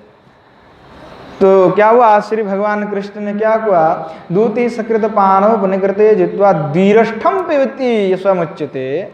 श्री भगवान कृष्ण जो है वहाँ श्यामला को जा कर के कहा कि ठीक है हमको करने दो। फिर सब भगवान ने उसको पकड़ लिए और पकड़ के एक बार नहीं दो बार उनको जो है आदर में चुंबन कर दिया भगवान ने। अब जब दो बत्ते से कहा कि धीरोष्ठम पिबती स्वामुच्यते, स्वयं भगवान उठ करके उनको 2 बार अदर को पान किए। अब जैसे 2 बार उन्होंने किया तो श्री कृष्ण को जो यहाँ अन्याय है, जो भगवान जो छल किए, उस छल को जान करके श्यामला जो है क्या किए, जो है अपना गुस्सा आ गया, खिज उठी हुए, हमको 2 बार कहा किए, शर्त था 1 बार की ना, तो आपने 2 बार किया, गलत किया है। तो बवंद कंठे कुटली कृत क्षणातम बामयाद दुर्लतद्यम बल्लभी, कि जो है वह खींच उठे, एकदम गुस्सा उठे, और आपने नेत्र को तिरछा करती हुई बाहों भुजा से कृष्ण के कंठ को लेपट लिया उन्होंने। अर्थात यहाँ जो कौटिल्य ललित के साथ जो सख्य की जो सुसंगति है वो दिखाएगा। जो कौटिल्य युक्त जो है, क्योंकि ललितमान जो था 2 प्रकार के थे, एक तो कौटिल्य था, एक नर्म था। तो यहाँ जो गोपिका भाव है वहाँ कौटिल्य के साथ मिली हुई जो सुसंगत हुई जो सुमंत्री जो सुसख्य हैं वहाँ मिला है। वहाँ पे जो प्रणय है, जो सख्य प्रणय है, वहाँ सख्य प्रणय मिल करके यहाँ पे सुसख्य को प्राप्त करा देता है। तो यहाँ दिखा जाता है कि जो अपना नेत्र को भी तिरछा कर लिए कौटिल्यतावश, और अपने बाएं भुजा से, अपने जो बाएं भुजा है, बाएं हाथ है, उसके द्वारा श्री भगवान कृष्ण की जो कंठ है उसको ही लेपट लिया। मतलब गले के जैसे पकड़ लेते हैं ना, ऐसे ऐसे पकड़ के केनों से ऐसे पकड़ लिए। हाँ, तुम 2 बार किए, अपराध है। तो यहाँ पे जो कौटिल्य ललित के साथ जो सख्य की सुसंगति है वो दिखा रहे हैं। अब दूसरा क्या हुआ, और एक भी लीला है। यह तो इस प्रकार के लीला के द्वारा श्री भगवान भी आनंद प्राप्त करते हैं और जो गोपियों को भी यह भाव दशा है सब। और एक बार क्या हुआ, श्री गोस्वामी जी स्वयं ही अपनी बात कह रहे हैं, है ना। गोस्वामी जी तो ऐसे ही है कि स्वयं का स्वयं बात कर देते हैं। तो कहा कि आविस्फुरवती विस्फुरन नवनखोल्लेखम स्वावक्षस्तटम कृष्णे पीत दुकूल संकलनया जित्वा सकिनं पुरः आभ्रश्याम मुरोरुरुदवलित भ्रूराननं धुन्वती रोमाञ्चोदगमकञ्चुकेन कुचयोर्द्वन्द्वेन गन्धर्विका। क्या हुआ कि श्री रूपमंजरी जो है, श्री रूपमंजरी तो श्री गोस्वामी जी हैं स्वयं। तो जो रूपमंजरी, आपने किसी सखी को कहा कि हे सखी, हे सखियों, देखो सखियों के सामने जो कृष्ण भगवान है, तो सखियों के सामने कृष्ण एक बार क्या हुआ, वे हास्य करते हुए अपने वक्षस्थल पर, जो अपने वक्षस्थल में जो भगवान का पीताम्बर रहता है, उस पीताम्बर को उन्होंने हटा लिया। अब विशंबर को हटाया तो, पर उनके वक्षस्थल पर जो नखोल्लेख चिन्ह था, नख चिन्ह दिखने लगे। जैसे कि गोपिया का भी दंशन कर देती है अपने नख से, तो नख चिन्ह जो है श्री भगवान के वक्षस्थल पर विराजमान है। तो नए नए कभी विलास करके आया श्रीमती किशोरी जी की साथ, तभी तो नख जो शत है वहाँ भी विद्यमान है। अब नख शत विद्यमान है तो भगवान को तो उतना याद नहीं रहा, विस्मृत हो गया, क्या भूल गए, उतना ध्यान नहीं है। अब क्या हुआ कि जैसे सब सखियों के सामने आपने वक्षस्थल को जैसे अपने पीताम्बर को हटाया, तो वहाँ सब देखने लगे भाई जो नखशत चिन्ह था।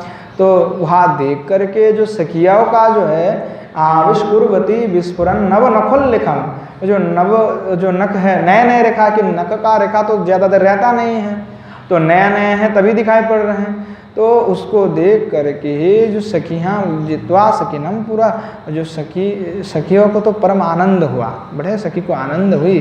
परंतु आज आभ्रश्यामा पुरोरुदो वलितो भ्रूवरनम धुनवंत रोमन चद गोम कुंचुकेन कुचयुर्दंदेन गांधर्विका। जो गांधर्विका श्रीमती किशोरी जी है, वहाँ क्या किए, वहाँ भ्रूराननम, अपने भ्रूकुटी को टेढ़ा कर लिया, ऐसे टेढ़ा कर लिया, और मुखमंडल को, अपने जो मुखमंडल को कंपाते हुए एकदम जो है गुस्सा हो गई, फिर है ना, एकदम किया ऐसे कैसे, तो कंपते हुए उस अपने जो पुलकित वक्षस्थल से कृष्ण के जो कृष्ण को वक्षस्थल पे जो नख चिन्ह दिखाई पड़ रहे थे, तो श्रीमती किशोरी जी ने क्या किया, यहाँ श्री कृष्ण को वक्षस्थल को, मेघ श्यामल वक्षस्थल को उन्होंने आच्छादित कर दिया कि कोई ना देख पाए, इसलिए जो है अपना कोई कपड़ा दे करके वहाँ से जो है उनको ढक दिए, वक्षस्थल को आच्छादित करने लग दिए। तो यहाँ जो है, यहाँ पे भी कौटिल्य जो ललित की, क्योंकि श्रीमती किशोरी जी में कौटिल्य ललित भी हैं, क्योंकि जो ललित मान तो उनमें ही हैं। तो कहाँ के जो कौटिल्य ललित हैं, तो वहाँ पे देखा जाता है कि कौटिल्य ललित की साथ एवं जो सख्यता की अतिशायित्य है, उसका सुसंगति यहाँ पे दिखाई पड़ता है कि श्रीमती किशोरी जी यहाँ पे खुश नहीं हैं, पर सखिया का जो है कौटिल्यमान उदित हुआ तो वे बड़ी खुश हुई, पर श्रीमती किशोरी जी खुश नहीं हुआ। देखो यहाँ पे क्योंकि जो भय और डर था तो इसमें नहीं है, सख्य में श्रीमती किशोरी जी की जो प्रणय है, सख्य प्रणय है, उसमें डर भय डर नहीं है। इसीलिए श्री भगवान के वक्षस्थल से कपड़ा हटाने पर भी श्रीमती किशोरी जी जो है अपना मुखमंडल को कंपत हुई, उसने आपने ही जो पुलकित जो वक्षस्थल जो है, उन वक्षस्थल से श्री भगवान कृष्ण के वक्षस्थल को ढाक दिया, अर्थात उसको क्या है, श्री भगवान के सामने जाकर के उनको पकड़ लिया, और जिसमें कि उसकी को दिखाई ना पड़े। तो वहाँ पे ना डर है, ना भय है, ना कुछ है। तो वहाँ जो सुमित्र का लक्षण दिखाते, और जो कौटिल्य इसलिए हुआ कि गुस्सा भी हुई है ना, यह कुरुट जो उनका जो मन में जो दुखी भी उत्पन्न हुई और गुस्सा भी आया है, तो वह दशा है यहाँ पे। तो यहाँ जो श्रीमती किशोरी जी का जो सुसख्य मित्र है, तो वहाँ सुसंगति है तो यहाँ श्रीमती किशोरी जी का जो सुशिक्ष्य है वह श्रेष्ठ है कि दूसरे में तो उसमें भय डर है, पर श्रीमती किशोरी जी में कोई भय डर का लक्षण नहीं दिखाई पड़ता। वह स्वाभाविक है, ऐसे स्वाभाविक बात है। तो यहाँ विशेष बात है कि जो प्रणय है उस प्रणय से पहले तो प्रणय है मान से उत्पन्न होता है, गाढ़ता को प्राप्त कर लेता है, अर्थात अपने देह मन प्राण बुद्धि जो है प्रियतम के साथ एकात्म हो जाना, वह प्रणय है। पर उस प्रणय में भी भेद यही बताया कि मैत्र प्रणय है जहाँ विनय के साथ हो, और जो सख्य प्रणय हो जहाँ पे भय ना हो, वह। और उन दोनों के मिलन अर्थात मान से अगर उसका मिलन होता है, उदात्त मान से, तो वह सुमैत्रम को जन्म दे देता है, और ललित मान के साथ सख्य प्रणय का संयोग हो जाता है, तो उससे जो है सुसख्य का उदय हो जाता है।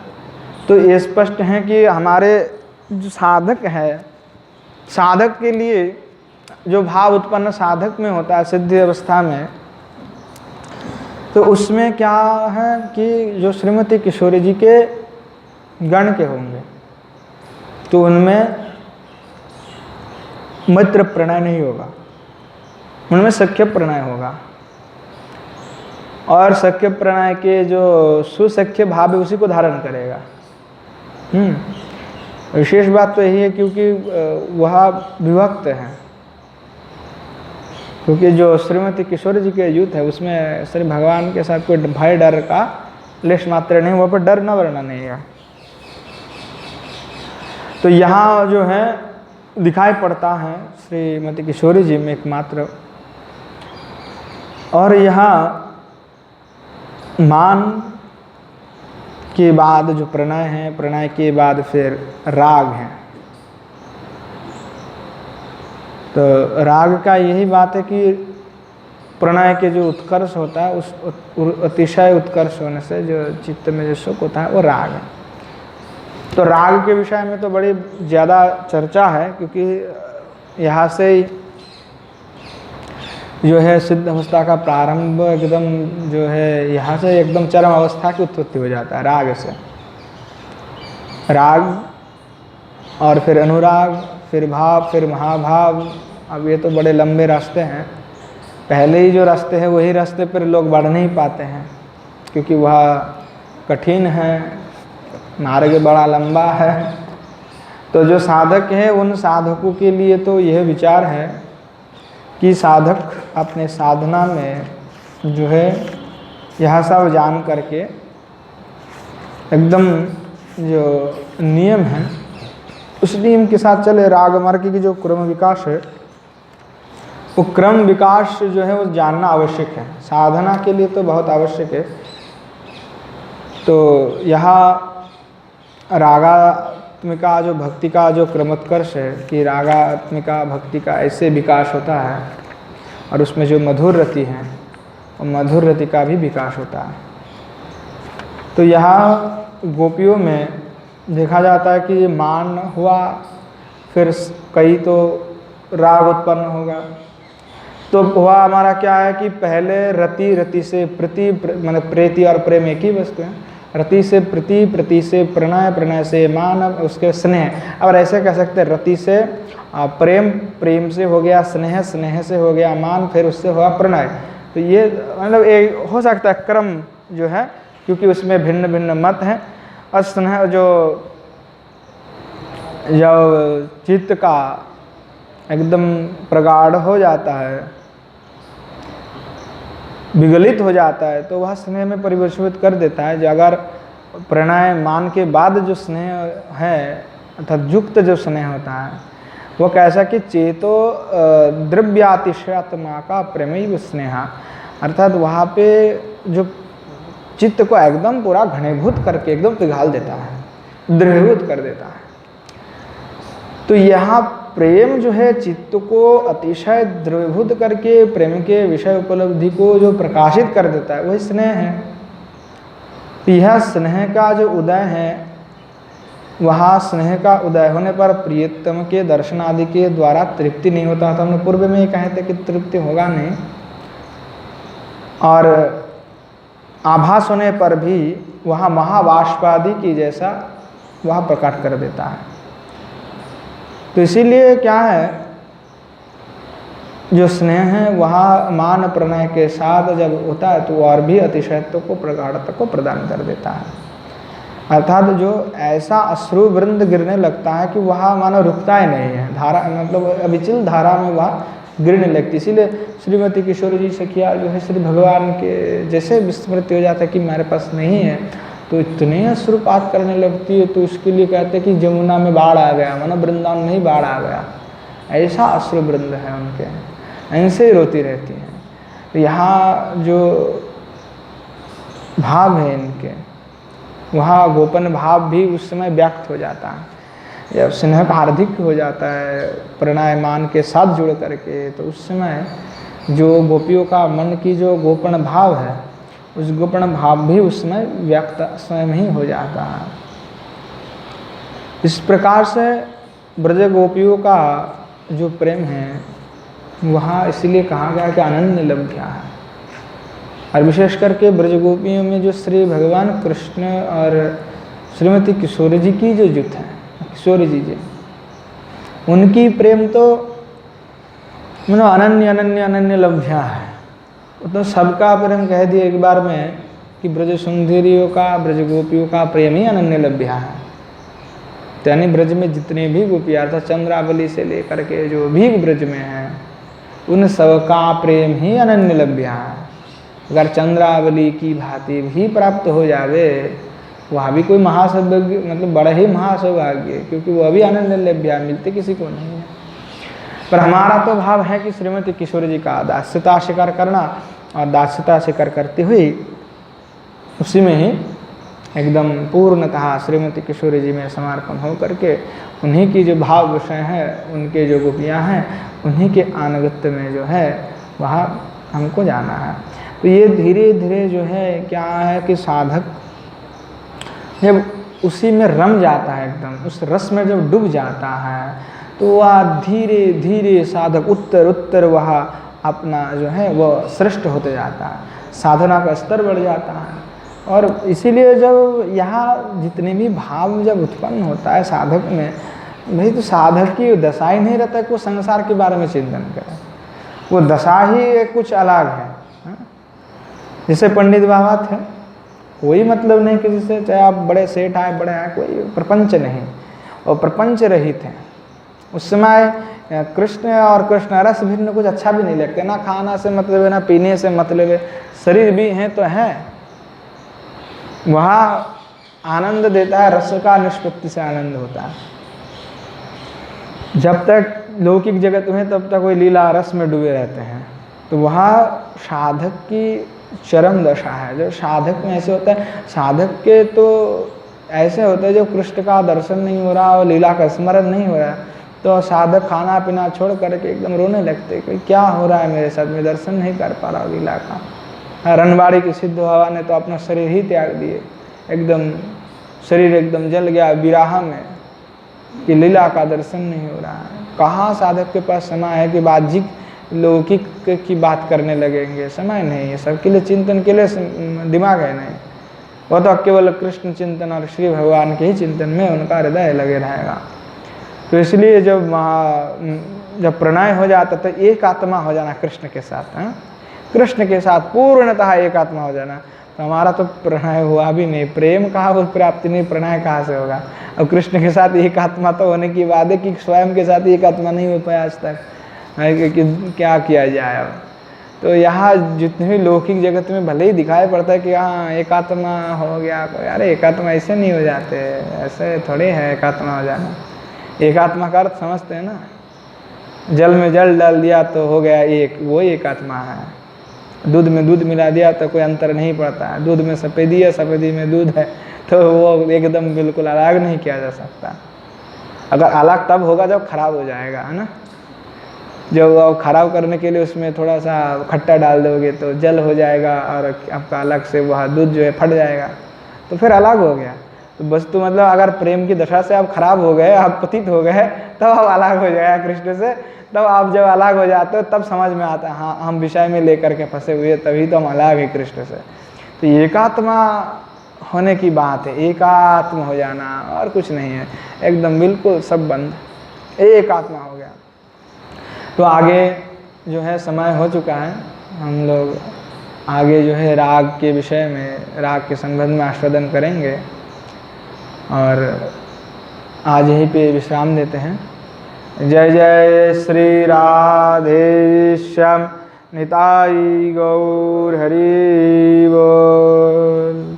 श्रीमन महाप्रभु की जय, श्रीमन महाप्रभु की समस्त पार्षद वृंद की जय, श्री नवद्वीप धाम की जय, श्री युगल सरकार की जय, श्री गिरिंद्र बिहारी भगवान की जय, श्री गिरिराज गोवर्धन की जय, श्री यमुना मैया की जय, श्री वृंदावन धाम की जय, श्री पंडित बाबा की जय, श्री कृपा दास बाबा जी महाराज की जय, श्री विष्णुदास बाबा जी महाराज की जय, भागवत निवास की जय, आपन आपन गुरु गोविंद की जय, समस्त साधु संत वैष्णव भक्त वृंद की जय।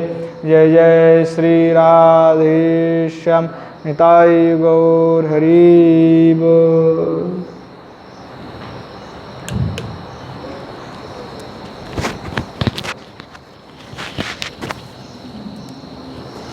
रक्षा करना पड़ेगा, नहीं तो कैसे खेल चलेगा आगे। तुम हार गई हो तो अब हमें भी चुंबन करने का अधिकार है भाई। अब दाव रखे थे तुमने, हमने तो नहीं रखे थे। तो क्या हुआ, श्री भगवान कृष्ण ने क्या हुआ, दूती सकृत पानव पुनिकृते जित्वा दीरष्ठम पिबति स्वमुच्यते। श्री भगवान कृष्ण जो है वह श्यामला को जा करके कहा कि ठीक है हमको करने दो। फिर सब भगवान ने उसको पकड़ लिए और पकड़ के एक बार नहीं दो बार उनको जो है आदर में चुम्बन कर दिया भगवान ने। अब जब दो बत्ते से कहा कि दीरोष्ठम पिबति स्वामुच्यते, स्वयं भगवान उठ करके उनको 2 बार अदर को पान किए।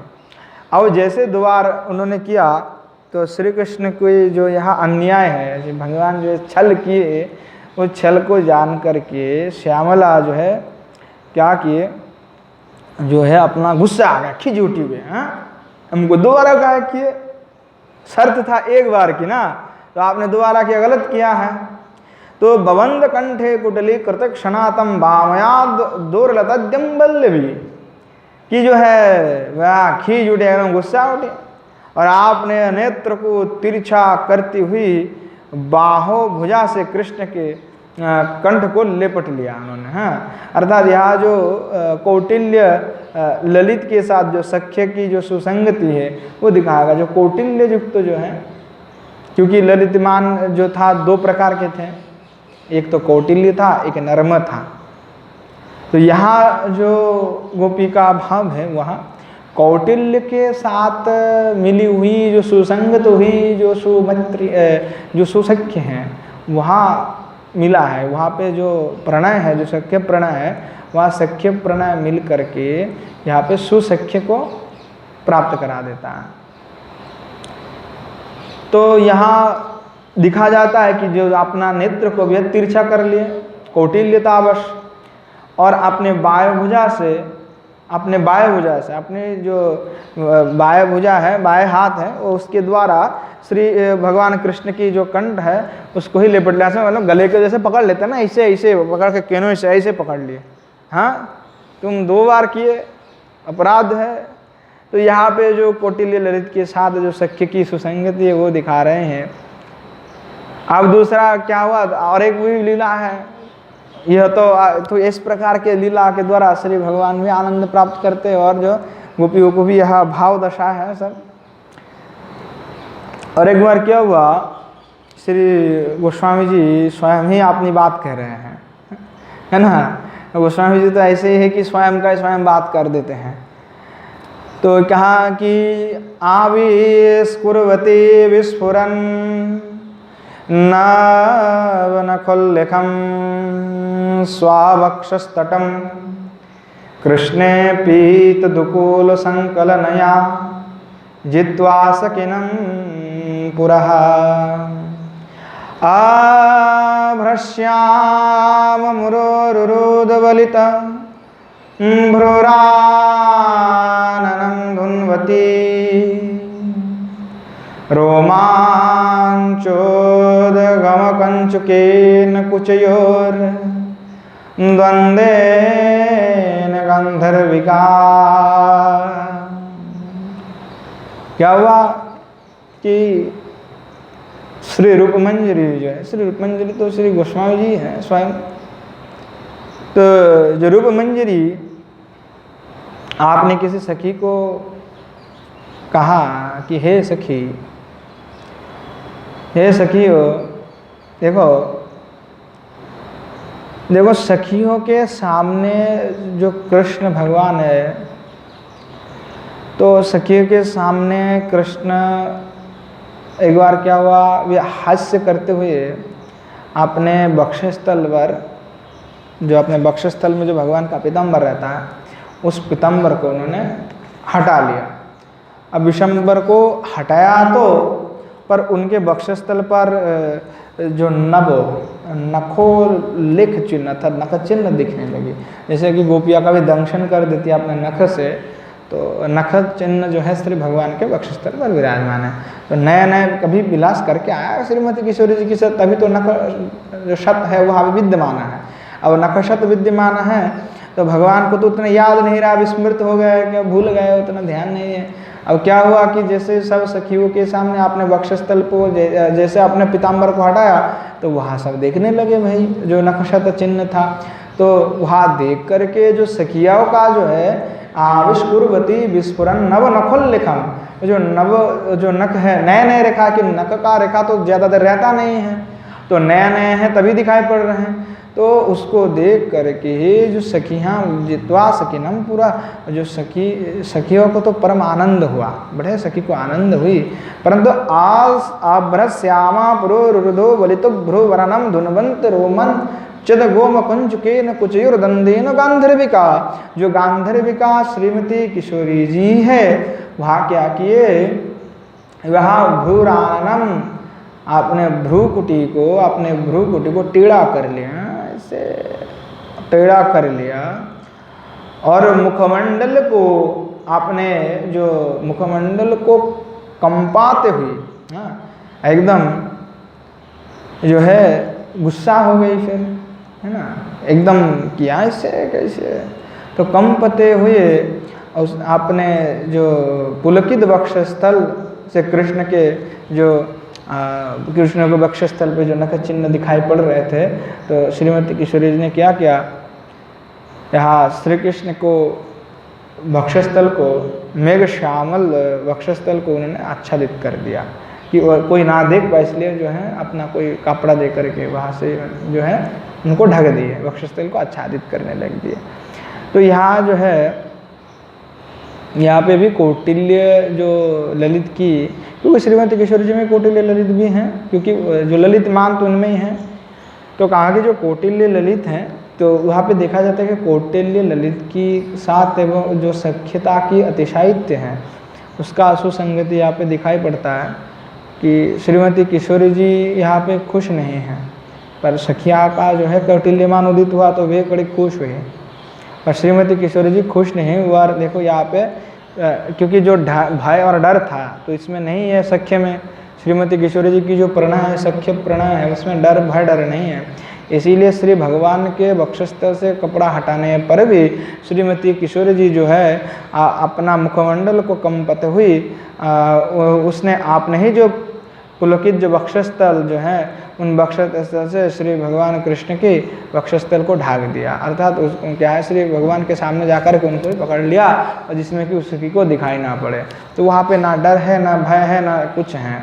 तो वहाँ जो सुमित्र का लक्षण दिखाते, और जो कौटिल्य इसलिए हुआ कि गुस्सा भी हुई, है ना, कुरुट जो उनका जो मन में जो दुखी भी उत्पन्न हुई और गुस्सा भी आया है, तो वह दशा है यहाँ पे। तो यहाँ जो श्रीमती किशोरी जी का जो सुसख्य मित्र है, तो वहाँ सुसंगति है। तो यहाँ श्रीमती किशोरी जी का जो सुसख्य है वह श्रेष्ठ है कि दूसरे में तो उसमें भय डर है, पर यहाँ श्रीमती किशोरी जी में कोई भय डर का लक्षण नहीं दिखाई पड़ता। वह स्वाभाविक है, ऐसे स्वाभाविक बात है। तो यहाँ विशेष बात है कि जो प्रणय है उस प्रणय से पहले तो प्रणय है मान से उत्पन्न होता है, गाढ़ता को प्राप्त कर लेता है, अर्थात अपने देह मन प्राण बुद्धि जो है प्रियतम के साथ एकात्म हो जाना, वह प्रणय है। पर उस प्रणय में भी भेद यही बताया कि मैत्र प्रणय है जहाँ विनय के साथ हो, और जो सख्य प्रणय हो जहाँ पे भय ना हो, वह। और उन दोनों के मिलन अर्थात मान से अगर उसका मिलन होता है उदात्त मान से, तो वह सुमित्रम को जन्म दे देता है, और ललित मान के साथ सख्य प्रणय का संयोग हो जाता है, तो उससे जो है सुसख्य का उदय हो जाता है। तो ये स्पष्ट है कि हमारे जो साधक है, साधक के लिए जो भाव उत्पन्न साधक में होता है सिद्धि अवस्था में, तो उसमें क्या है कि जो श्रीमती किशोरी जी के गण के होंगे तो उनमें मैत्र प्रणय नहीं होगा, उनमें सख्य प्रणय होगा, और सख्य प्रणय के जो सुसख्य भाव है उसी को धारण करेगा। विशेष बात तो यही है क्योंकि वह विभक्त है, क्योंकि जो श्रीमती किशोरी जी के युद्ध है उसमें श्री भगवान के साथ कोई भय डर का लेश मात्र नहीं, वहाँ पर डर न वरना नहीं है।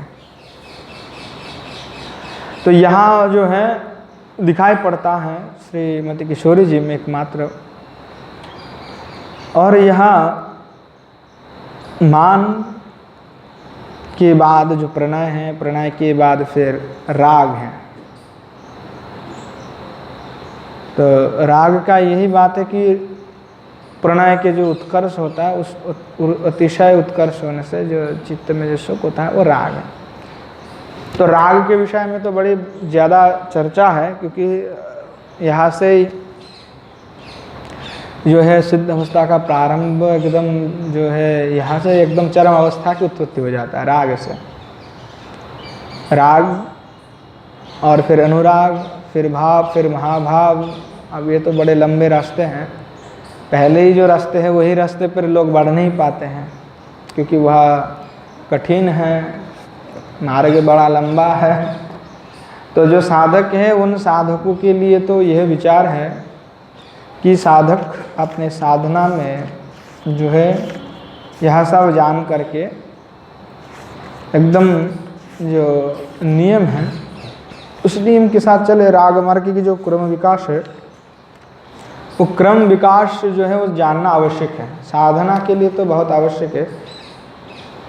तो यहाँ रागात्मिका जो भक्ति का जो क्रमोत्कर्ष है कि रागात्मिका भक्ति का ऐसे विकास होता है, और उसमें जो मधुर रति है और मधुर रति का भी विकास होता है। तो यहाँ गोपियों में देखा जाता है कि मान हुआ, फिर कई तो राग उत्पन्न होगा।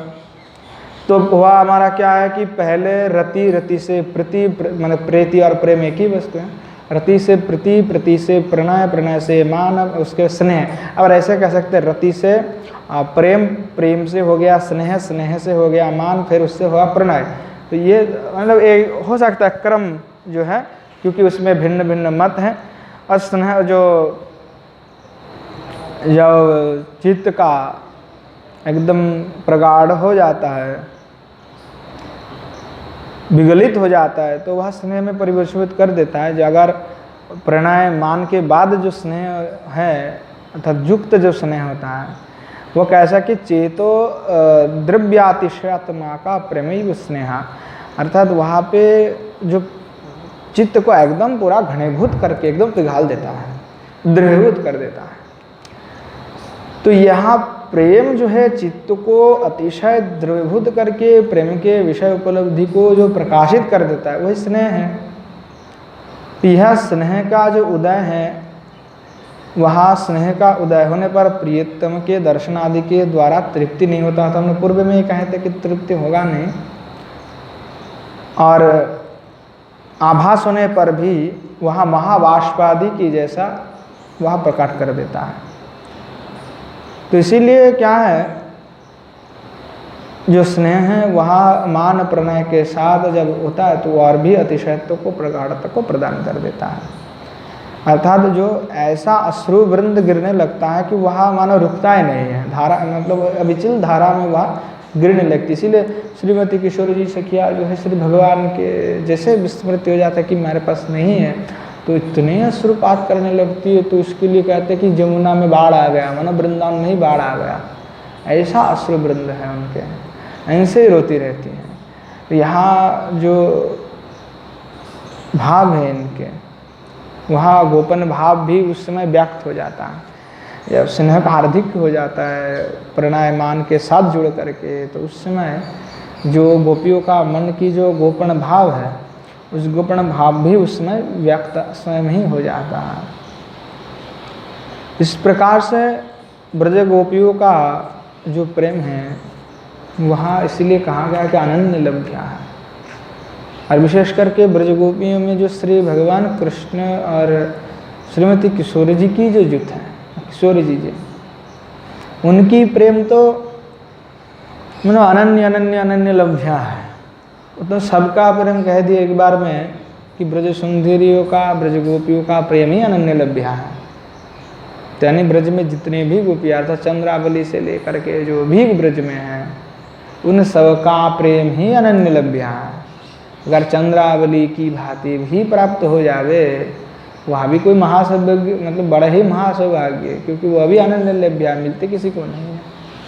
पर हमारा तो भाव है कि श्रीमती किशोर जी का दास्यता स्वीकार करना, और दास्यता स्वीकार करते हुए उसी में ही एकदम पूर्णतः श्रीमती किशोर जी में समर्पण हो करके उन्हीं की जो भाव विषय है, उनके जो गोपियाँ हैं, उन्हीं के आनुगत्य में जो है वहाँ हमको जाना है। तो ये धीरे धीरे जो है क्या है कि साधक जब उसी में रम जाता है, एकदम उस रस में जब डूब जाता है, तो वह धीरे धीरे साधक उत्तर उत्तर वह अपना जो है वह श्रेष्ठ होते जाता है, साधना का स्तर बढ़ जाता है। और इसीलिए जब यहाँ जितने भी भाव जब उत्पन्न होता है साधक में, भाई तो साधक की दशा ही नहीं रहता कि वो संसार के बारे में चिंतन करे, वो दशा ही कुछ अलग है। जैसे पंडित बाबा थे, कोई मतलब नहीं कि जिससे चाहे आप बड़े सेठ आए बड़े आए, कोई प्रपंच नहीं, और प्रपंच रहित हैं। उस समय कृष्ण और कृष्ण रस भिन्न कुछ अच्छा भी नहीं लगते, ना खाना से मतलब है ना पीने से मतलब है, शरीर भी हैं तो हैं। वहाँ आनंद देता है रस का, निष्पत्ति से आनंद होता है। जब तक लौकिक जगत में तब तक वही लीला रस में डूबे रहते हैं। तो वहाँ साधक की चरम दशा है। जो साधक में ऐसे होता है, साधक के तो ऐसे होते हैं जो कृष्ण का दर्शन नहीं हो रहा और लीला का स्मरण नहीं हो रहा, तो साधक खाना पीना छोड़ करके एकदम रोने लगते, कोई क्या हो रहा है मेरे साथ, मैं दर्शन नहीं कर पा रहा लीला का। रणबाड़ी की सिद्ध बाबा ने तो अपना शरीर ही त्याग दिए, एकदम शरीर एकदम जल गया विराह में कि लीला का दर्शन नहीं हो रहा है। कहाँ साधक के पास समय है कि बाह्यिक लौकिक की बात करने लगेंगे, समय नहीं है। सबके लिए चिंतन के लिए दिमाग है नहीं, वो तो केवल कृष्ण चिंतन और श्री भगवान के ही चिंतन में उनका हृदय लगे रहेगा। तो इसलिए जब प्रणय हो जाता तो एक आत्मा हो जाना कृष्ण के साथ, है कृष्ण के साथ पूर्णतः एक आत्मा हो जाना। तो हमारा तो प्रणय हुआ भी नहीं, प्रेम कहाँ हो, प्राप्ति नहीं, प्रणय कहाँ से होगा। और कृष्ण के साथ एक आत्मा तो होने की बात है कि स्वयं के साथ एक आत्मा नहीं हो पाया आज तक, कि क्या किया जाए। अब तो यहाँ जितने भी लौकिक जगत में भले ही दिखाई पड़ता है कि हाँ एक आत्मा हो गया, अरे एक आत्मा ऐसे नहीं हो जाते, ऐसे थोड़े है एक आत्मा हो जाना। एक आत्मा का अर्थ समझते हैं ना, जल में जल डाल दिया तो हो गया एक, वो एक आत्मा है। दूध में दूध मिला दिया तो कोई अंतर नहीं पड़ता है, दूध में सफ़ेदी है सफ़ेदी में दूध है, तो वो एकदम बिल्कुल अलग नहीं किया जा सकता। अगर अलग तब होगा जब खराब हो जाएगा, है ना। जब खराब करने के लिए उसमें थोड़ा सा खट्टा डाल दोगे तो जल हो जाएगा और आपका अलग से वह दूध जो है फट जाएगा। तो फिर अलग हो गया। तो वस्तु मतलब अगर प्रेम की दशा से आप खराब हो गए, आप पतित हो गए, तब आप अलग हो जाएगा कृष्ण से। तब आप जब अलग हो जाते हो तब समझ में आता है हाँ हम विषय में लेकर के फंसे हुए, तभी तो हम अलग है कृष्ण से। तो एकात्मा होने की बात है, एकात्म हो जाना और कुछ नहीं है, एकदम बिल्कुल सब बंद, एकात्मा हो गया। तो आगे जो है समय हो चुका है, हम लोग आगे जो है राग के विषय में, राग के संबंध में आस्वादन करेंगे और आज यहीं पे विश्राम देते हैं। जय जय श्री राधे श्याम निताई गौर हरि बोल। श्रीमन महाप्रभु की जय, श्रीमन महाप्रभु की समस्त पार्षद वृंद की जय, श्री नवद्वीप धाम की जय, श्री युगल सरकार की जय, श्री गिरिंद्र बिहारी भगवान की जय, श्री गिरिराज गोवर्धन की जय, श्री यमुना मैया की जय, श्री वृंदावन धाम की जय, श्री पंडित बाबा की जय, श्री कृपाशंदास बाबा जी महाराज की जय, श्री विष्णुदास बाबा जी महाराज की जय, भागवत निवास की जय, आपन आपन गुरु गोविंद की